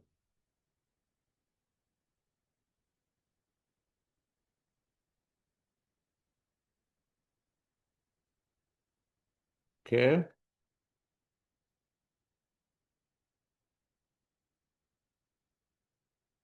Divide this into 2.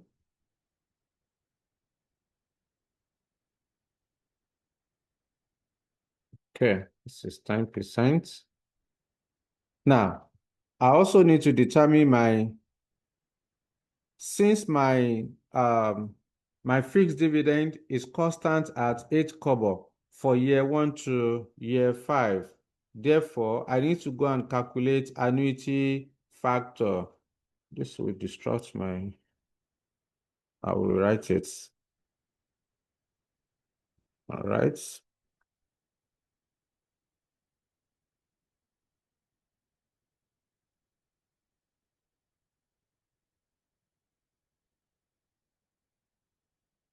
Okay. Let me write this. Okay, let me put it working one. All right. So since my fixed dividend the dividend is constant, okay, at 8 kobo. The dividend of 8 kobo is constant. Therefore, I need to go and calculate annuity factor. Instead of me to do year 1, year 2, year 3, year 4, year 5, 0 0.8, 0 0.08, 0 0.08, that's a waste of time. So instead of me to be doing it one by one, so just calculate annuity factor and then you are still going to get the same answer. So in this case, we need to go and calculate annuity factor that we are going to use. So I'll then do working number 2. Annuity factor.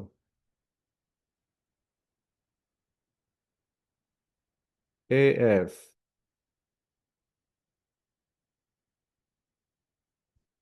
How do you compute annuity factor? The annuity factor is calculated when you have constant cash flows, all right? When you are given constant cash flow, that's when you calculate annuity factor or cumulative discount factor. So in this case, annuity factor will be computed as 1 minus, open a bracket, 1 plus R raised to power minus N, all divided by R. Okay, let me define the variable where N equal to number of years or useful life, number of years, then R equal to discount rates. Okay, that's it. So I can then say annuity factor. We are assuming 10%. So I will say 1 minus 1 plus 10% will give us 1.10. N is the number of years. The maturity date is in 5 years' time. Therefore, minus 5 over this thing you have started again.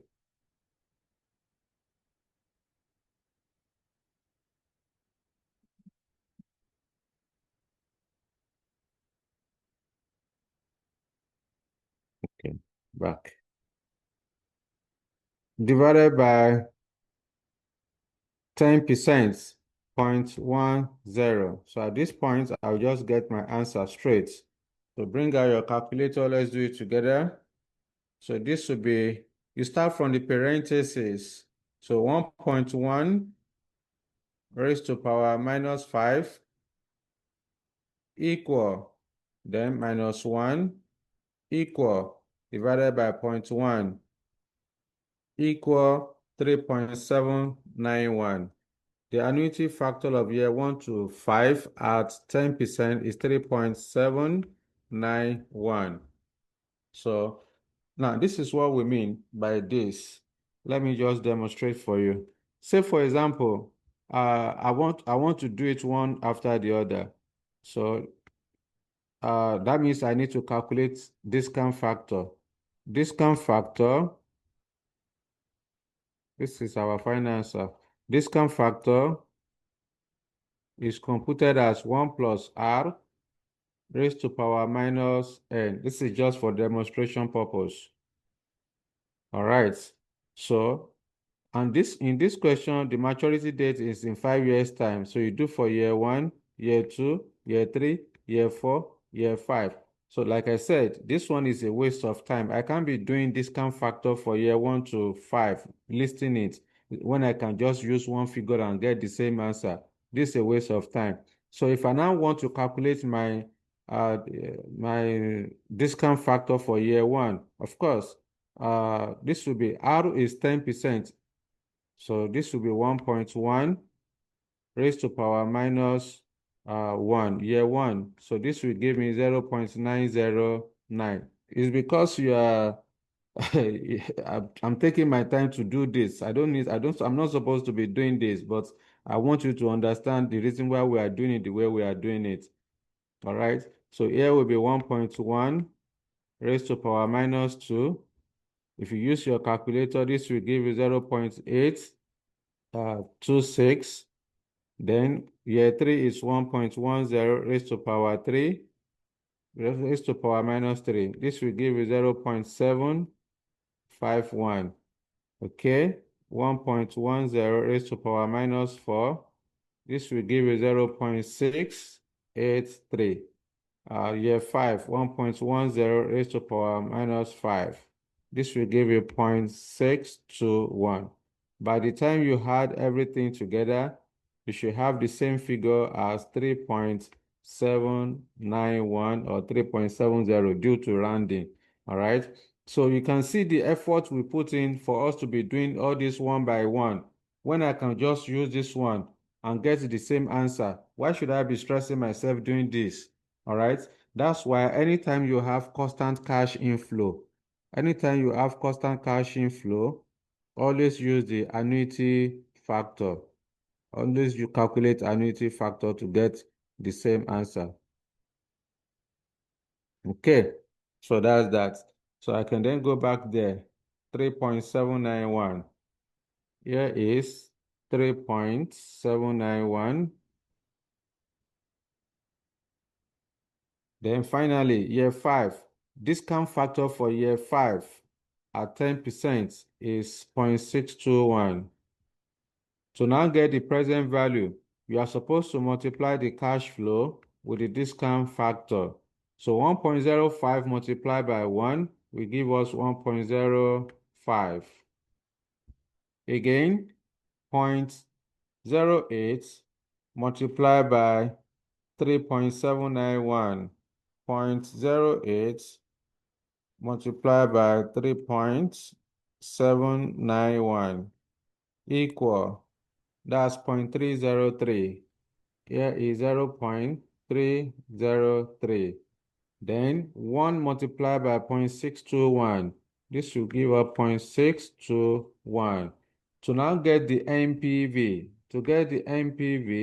you are supposed to add up the positive present value and you net off the negative present value. So in this case, it will be 0.621 plus 0.303 equal then minus the cash outflow of 1.05 equal 0.126. This is negative 0.126.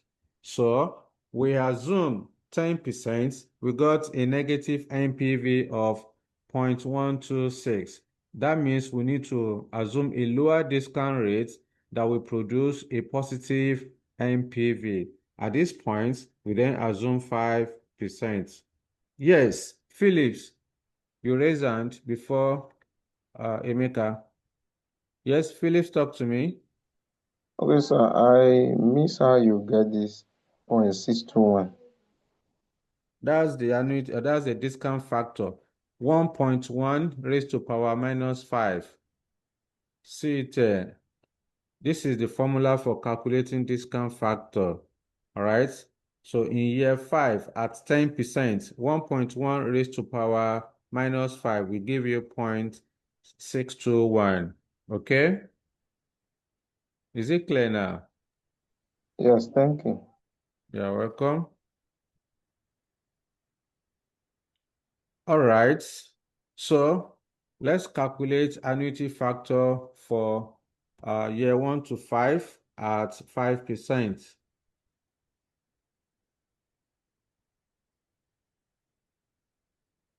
The same way that I calculated one of 10%. Let's do the same thing. Let me see if I can manage. This is at 10%. So let's do the second one here.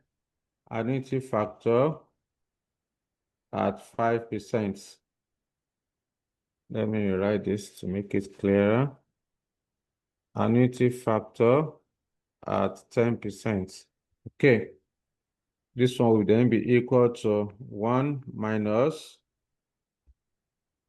1.05. Our discount rate is 5% in this case. All right, raised to power minus 5 divided by 0.05. So final answer, I want to make it different. Okay. Let me do it. What did you get? 4.329. You are correct. That's the correct answer. Thank you. You are getting it. All right, so I will then go up there to go and indicate it. Here is 4.329. Then I need a discount factor of year 5 at 5%. That is 1.05 raised to power minus 5. What do you get? 0. what? 0.784. 784. Thank you. Now we need to multiply to get the present value at 5%. So 1.05 multiplied by 1 will give us 1.05 negative. It's a cash outflow. 0.08 multiplied by 4.329. What do you get?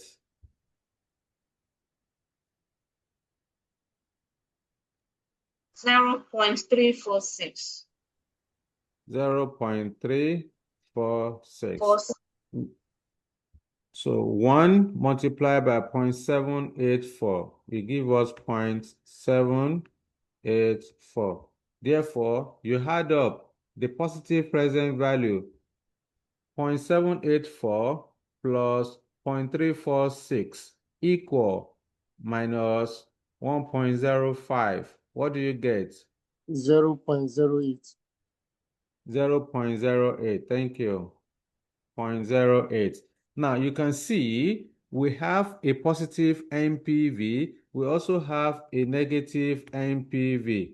Now that you have two opposing NPV, you can then go ahead and calculate the cost of redeemable preference share. So I would then say KP, cost of redeemable preference share, or you call it internal rate of return, is computed as lower discount rate plus net present value of the lower discount rate over 9 present value of the lower discount rate plus 9 present value of the higher discount rate. All of this multiplied by higher discount rates minus lower discount rates. So this is the formula for calculating net internal rate of return. Okay, so like I said, let me define the variable where A is equal to lower discount rate, B equal to higher discount rate. So our cost of redeemable preference share will then be equal to, we assume 5 and 10%. We assume 5 and 10% discount rate.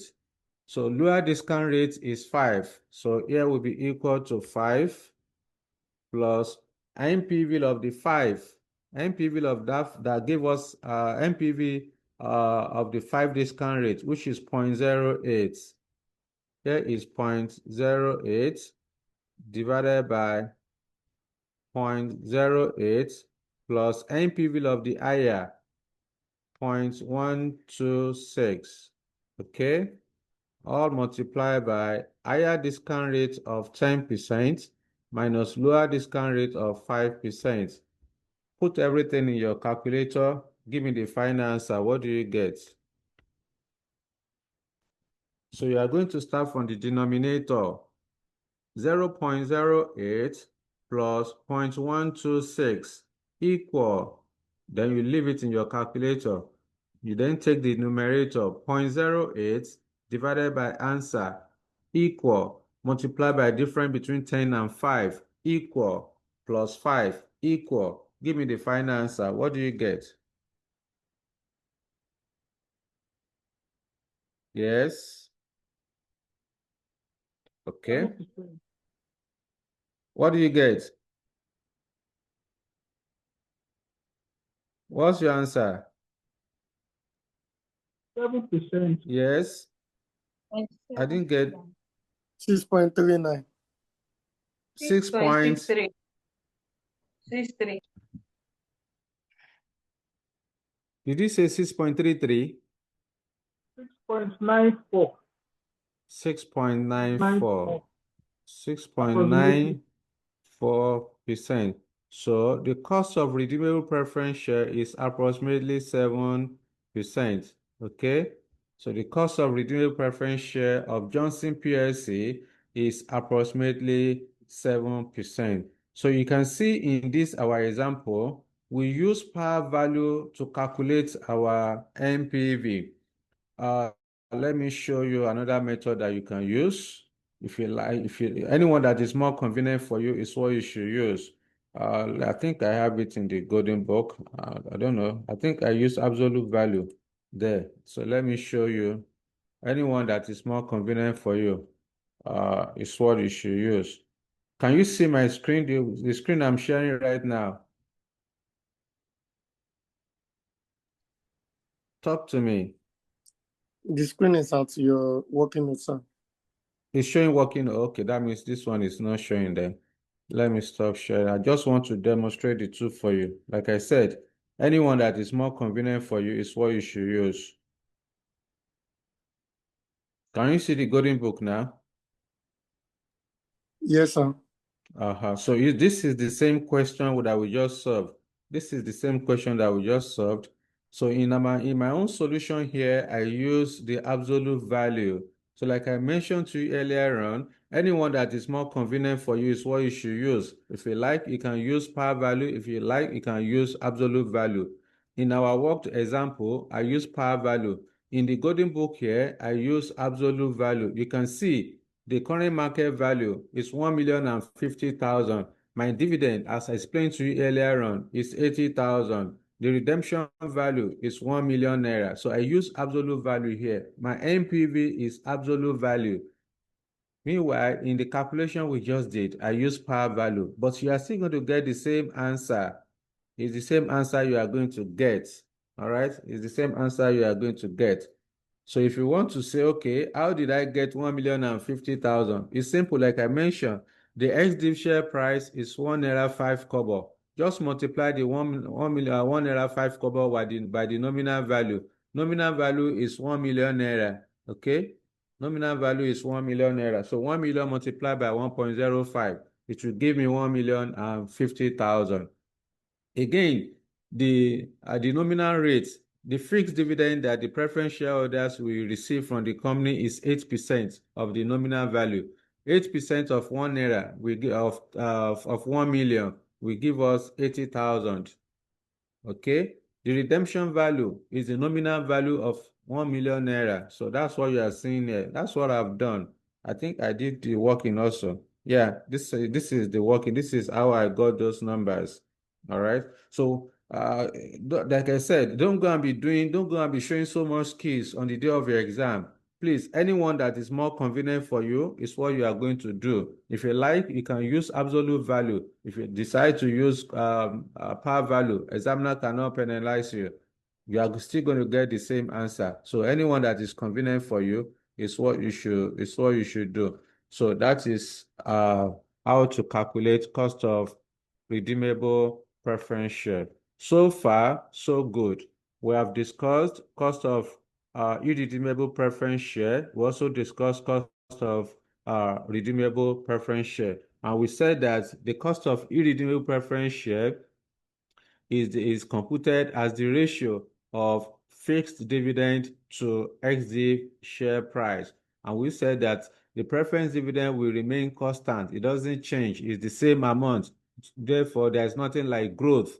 There's nothing like growth rate or growth in the dividend, in the preference dividend payment. Okay. Now, we also talk about cost of redeemable preference share. We said that preference share will be redeemable if and only if the redemption date or maturity date is given. Then the calculation of, how do you then compute the cost of redeemable preference share? We said anytime you want to compute cost of redeemable preference share, simply go ahead and calculate internal rate of return. You go ahead and calculate internal rate of return. And then, of course, how do you calculate internal rate of return? You assume two discount rates that will produce two opposing NPV. The first discount rate that you assume will give you a positive NPV. Another discount rate you assume will give you a negative NPV. You then use the two NPVs to go and compute your internal rate of return. Whatever you have thereafter is the cost of redeemable preference share. That's all. That's all you need to do. So let me know if you have any question on this. If not, we still have about 20 minutes plus. All right. So let's discuss cost of debt. Let's discuss cost of debt. Okay. What do you mean by cost of debt? Open to your material. Let me stop sharing this. I don't think I will need it. Let me see. Let's discuss cost of debt.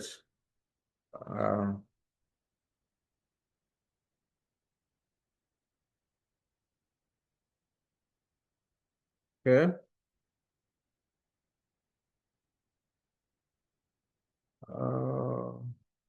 Cost of debt. Up there. So what do you mean by cost of debt? Okay. The cost of debt represents the compensation required by the providers of debt capital. Okay. The cost of debt represents the compensation required by the providers of debt capital. It is a cost that a company, it represents the cost a company of its debt finance. Okay, when a company borrow loans, the cost that the company will pay on the loan borrow is called interest. That interest is the cost of finance. Okay, the interest is the cost of finance. Now, when you talk about debt, the preference share, the debt holders is entitled to fixed interest in the company. The debt holders, like I said, is entitled, let me put it down for you. Okay, do I have it here? Okay, let me put it down for you. So what we are saying is that when you talk about cost of debt, we said that the cost of debt is the compensation required by the providers of debt capital. The debt holders are entitled to fixed interest in the company. In the event of liquidation, the debt holders will be settled before the preference shareholders and then the ordinary shareholders, right? Generally, debts can be redeemable or irredeemable, callable or non-callable. I think it's not here. Let me just put it there. Generally, debts can be redeemable. Okay, I already have that one here. So let me just put it. Debts can be, let me continue from here. Debts can be redeemable or irredeemable, command, callable or non-callable. Okay, callable or non-callable. So that is, our focus is on the redeemable and then irredeemable. The callable, non-callable is no calculation. It's just for explanation purpose. For example, when you talk about callable debt, the callable debt is the one, what we simply mean by callable debt is that, um, for example, if the interest rate changes in the future, there is what we call a debt indenture. Debt indenture is just like an agreement between the two parties. Debt indenture is just like a contract agreement between the two parties that dictate the responsibilities of both parties. Now, in the debt indenture, it will be expressly stated how the debts will be managed. For example, the responsibility of both parties, everything will be there. The features of the debt, all right, like the face value, the coupon rate, the tenor, everything will be there in the debt indenture, in the agreement. Now, when you talk about callable debt, if, for example, the CBN, the market's interest rates increases to like 15%.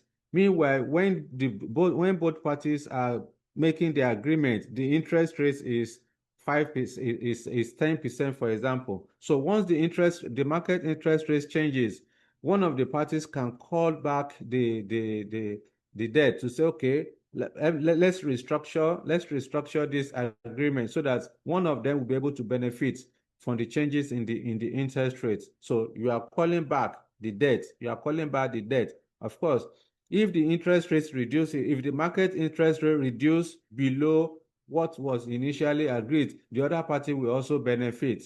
But the agreement to, I mean, the decision to call back or not to call back must be there in the debt indenture.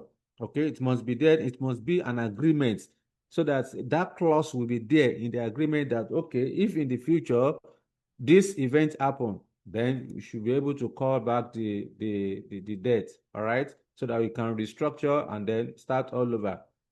Okay, but if it is non-callable, that means irrespective of what happened in the future, irrespective of what the market interest rate is, you cannot call back.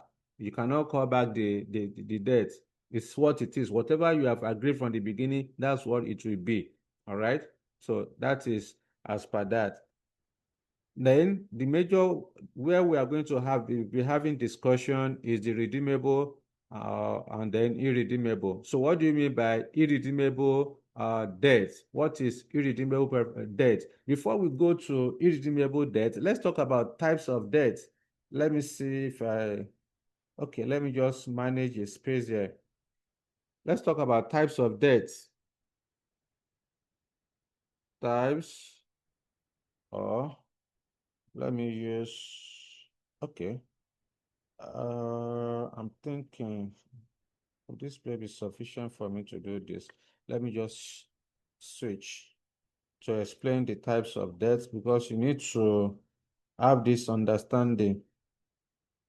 Let me use the working notes to explain types of debt. Types of debts is not in your notes. Basically, there are two types. There are two types of debts, including one, traded debts, two, non-traded debts.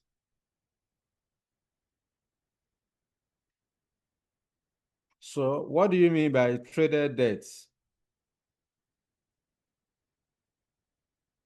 Traded debts. What is traded debt? These are fixed income securities. Let me put it down for you. These are fixed income securities.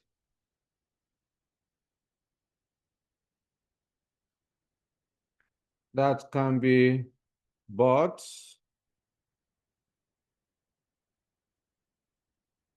or sold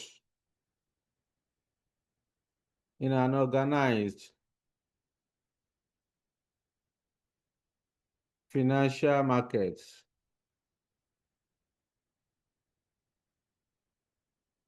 Okay. They are securities that are tradable. They are securities that are tradable.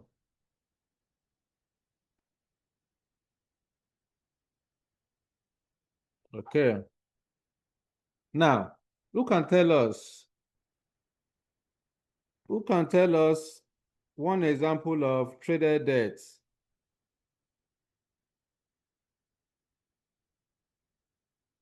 Yes, if you know it, raise your hand. Give me one example of traded debt. It's something you are familiar with. Yes, Olamilekan, talk to me.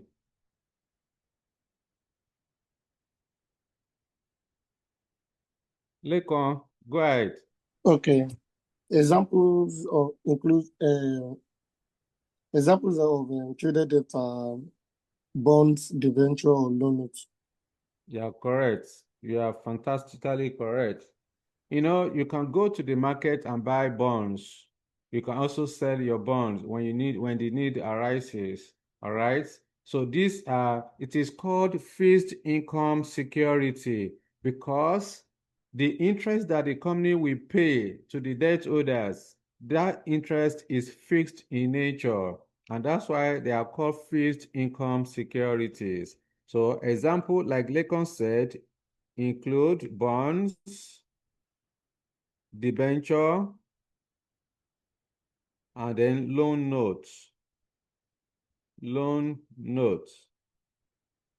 So these are examples of traded debts. They are tradable.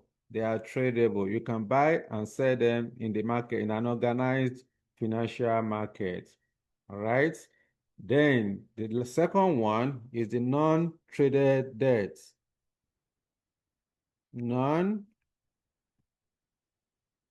debts. The non-traded debt is just the opposite of the traded debt. So you can say these are securities. These are securities that cannot be bought or sold in an organized financial market.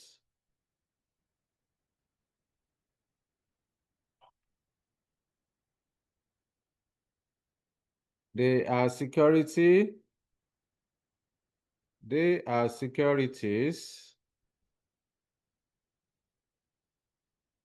that are not tradable.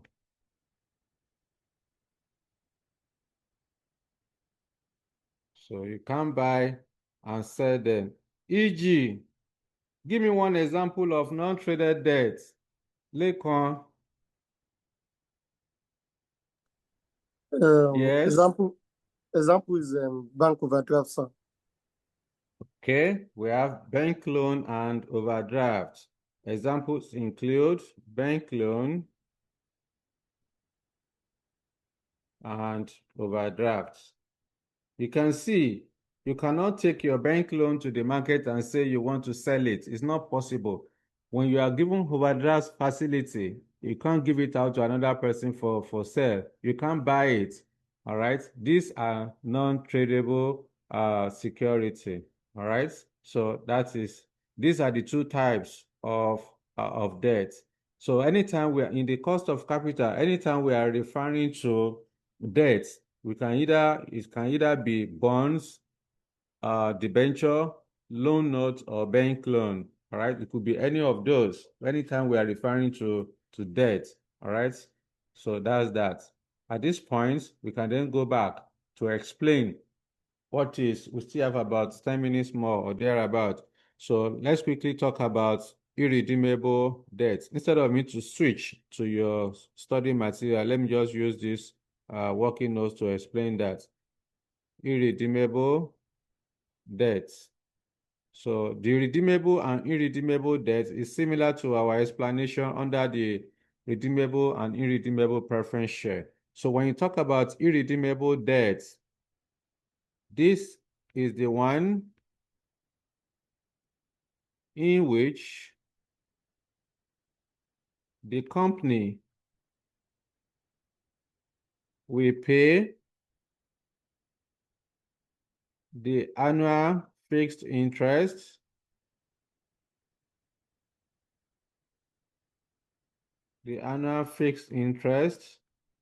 but the principal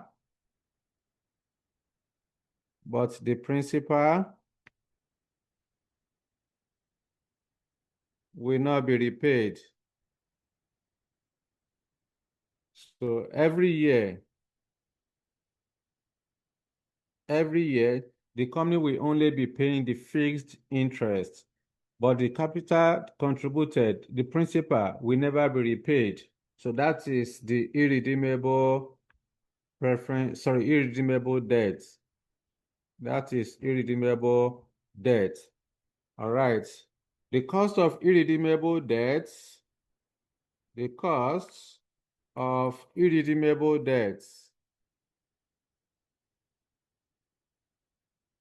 is calculated as the ratio of fixed interest to X interest price,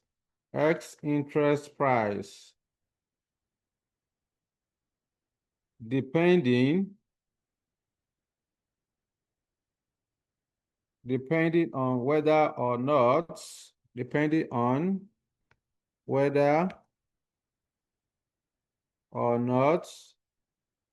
there is tax. Depending on whether or not there is tax.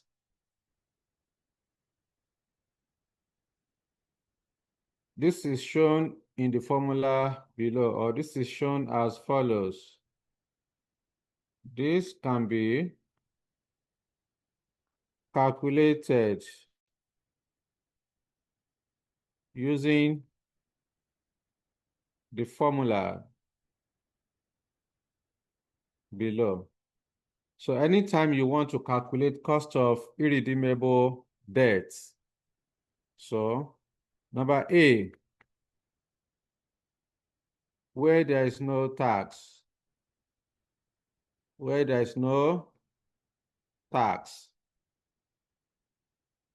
So where there is no tax, the cost of irredeemable debts will be computed as the ratio of fixed interest to X int price. Ratio of fixed interest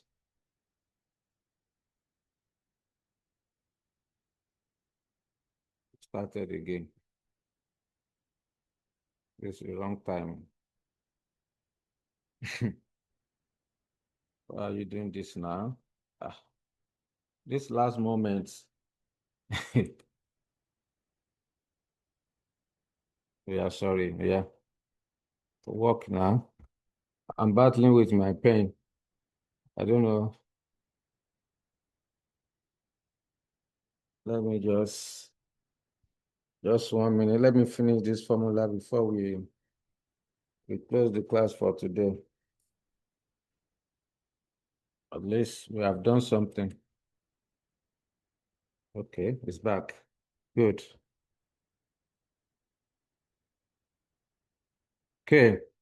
So I said the cost of irredeemable debts where there is no tax is the ratio of fixed interest to X interest price, X int price, multiplied by 100 over 1.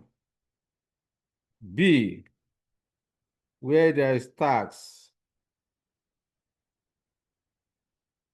where the company is going to pay tax, then in this case, the cost of irredeemable debts will be computed as the fixed interest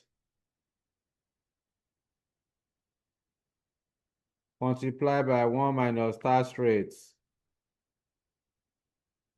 Okay? Over X int price.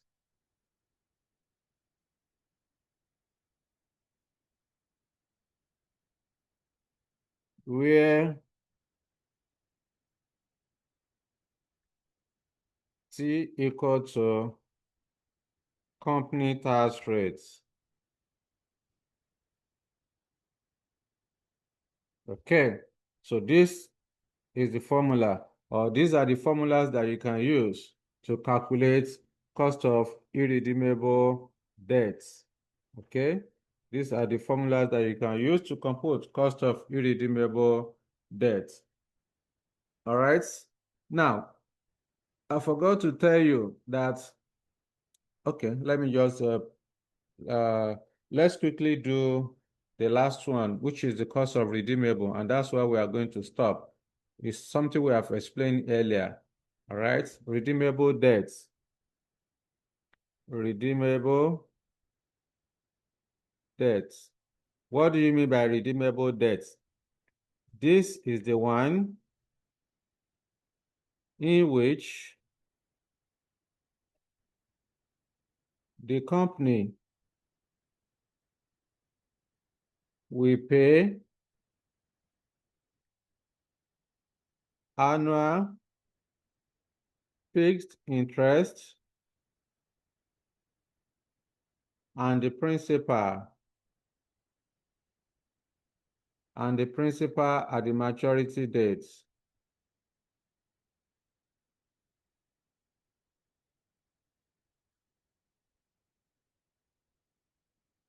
The principal is the amount the company or the investor contributed.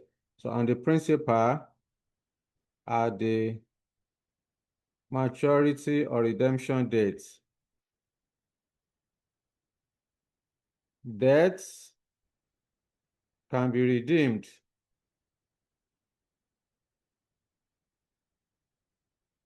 at par, premium, or discounts. Okay. It should be noted. Let me put it there. It should be noted, note that debt is always quoted at 100 naira per unit. Debt is always quoted at 100 naira per unit. That is, the par value of debt is 100 naira. So what that means is that if debt is quoted at a premium, that means it will be more than 100 naira. If debt is quoted at a discount, it will be less than 100 naira. Of course, debt is a cheaper source of financing. Also note that debt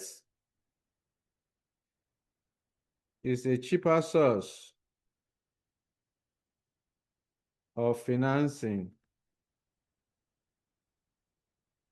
because of debt, because of tax,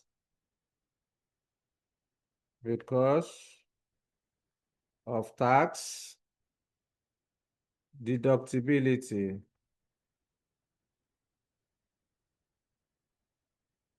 That is tax relief or tax savings. All right. So anytime a company finances its operation with debt and there is tax, the company will pay a lower cost. That's the implication. All right. So the cost of redeemable debts, the cost of redeemable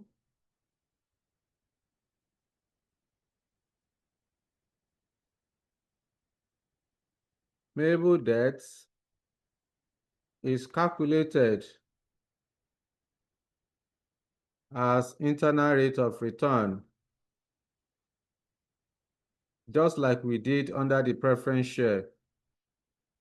It's calculated as internal rate of return by assuming two discount rates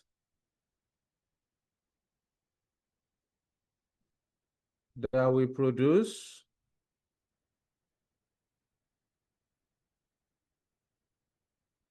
two opposing NPV. Two opposing NPV. Therefore, the cost of redeemable debts can be estimated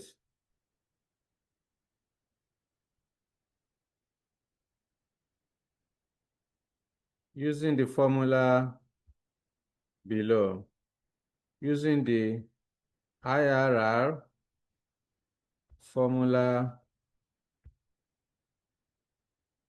below. So we've already done this before under the preference share.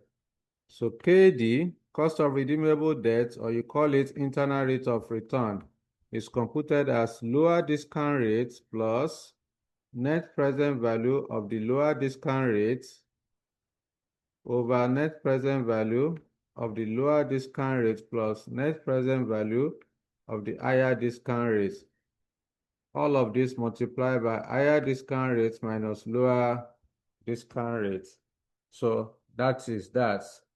And this is where we are going to call it a day. In our next class, by the grace of God, we are going to have short examples, after which we then proceed to discuss cost of convertible securities. We do cost of convertible security in our next class, by the grace of God. Then if we still have time, I can then introduce you to weighted average cost of capital.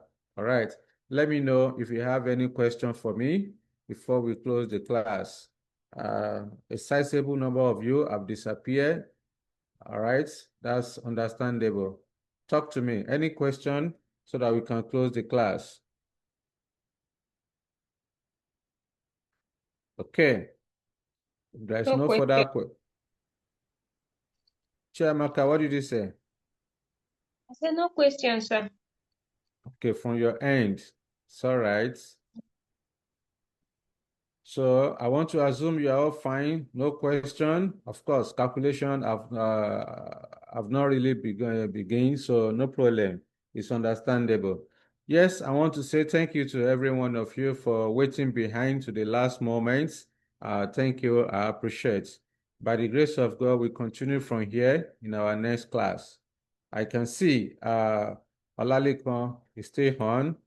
Alabi Kayode, Daisy, Emeka, Esther Babalola, Florence, Gloria, Ahmed, Ibukun, Janet, Ijoma, Joshua, Mary, Monsor, Olamilekan, Ogini Rukoya, Temitope, Mama Iko. Did I pronounce your name very well, Mama Iko? All right, Temitope, and the rest. Thank you, everyone, for waiting behind. We are going to meet again by the grace of God next week, Monday. All right, bye-bye, and good night to all of you. Thank you, sir. Good night, sir. Good night. Good night, sir. Good night, sir. Thank you. You're welcome. Good night. Thank you. Good night. Good night. All right, Marcel, good night.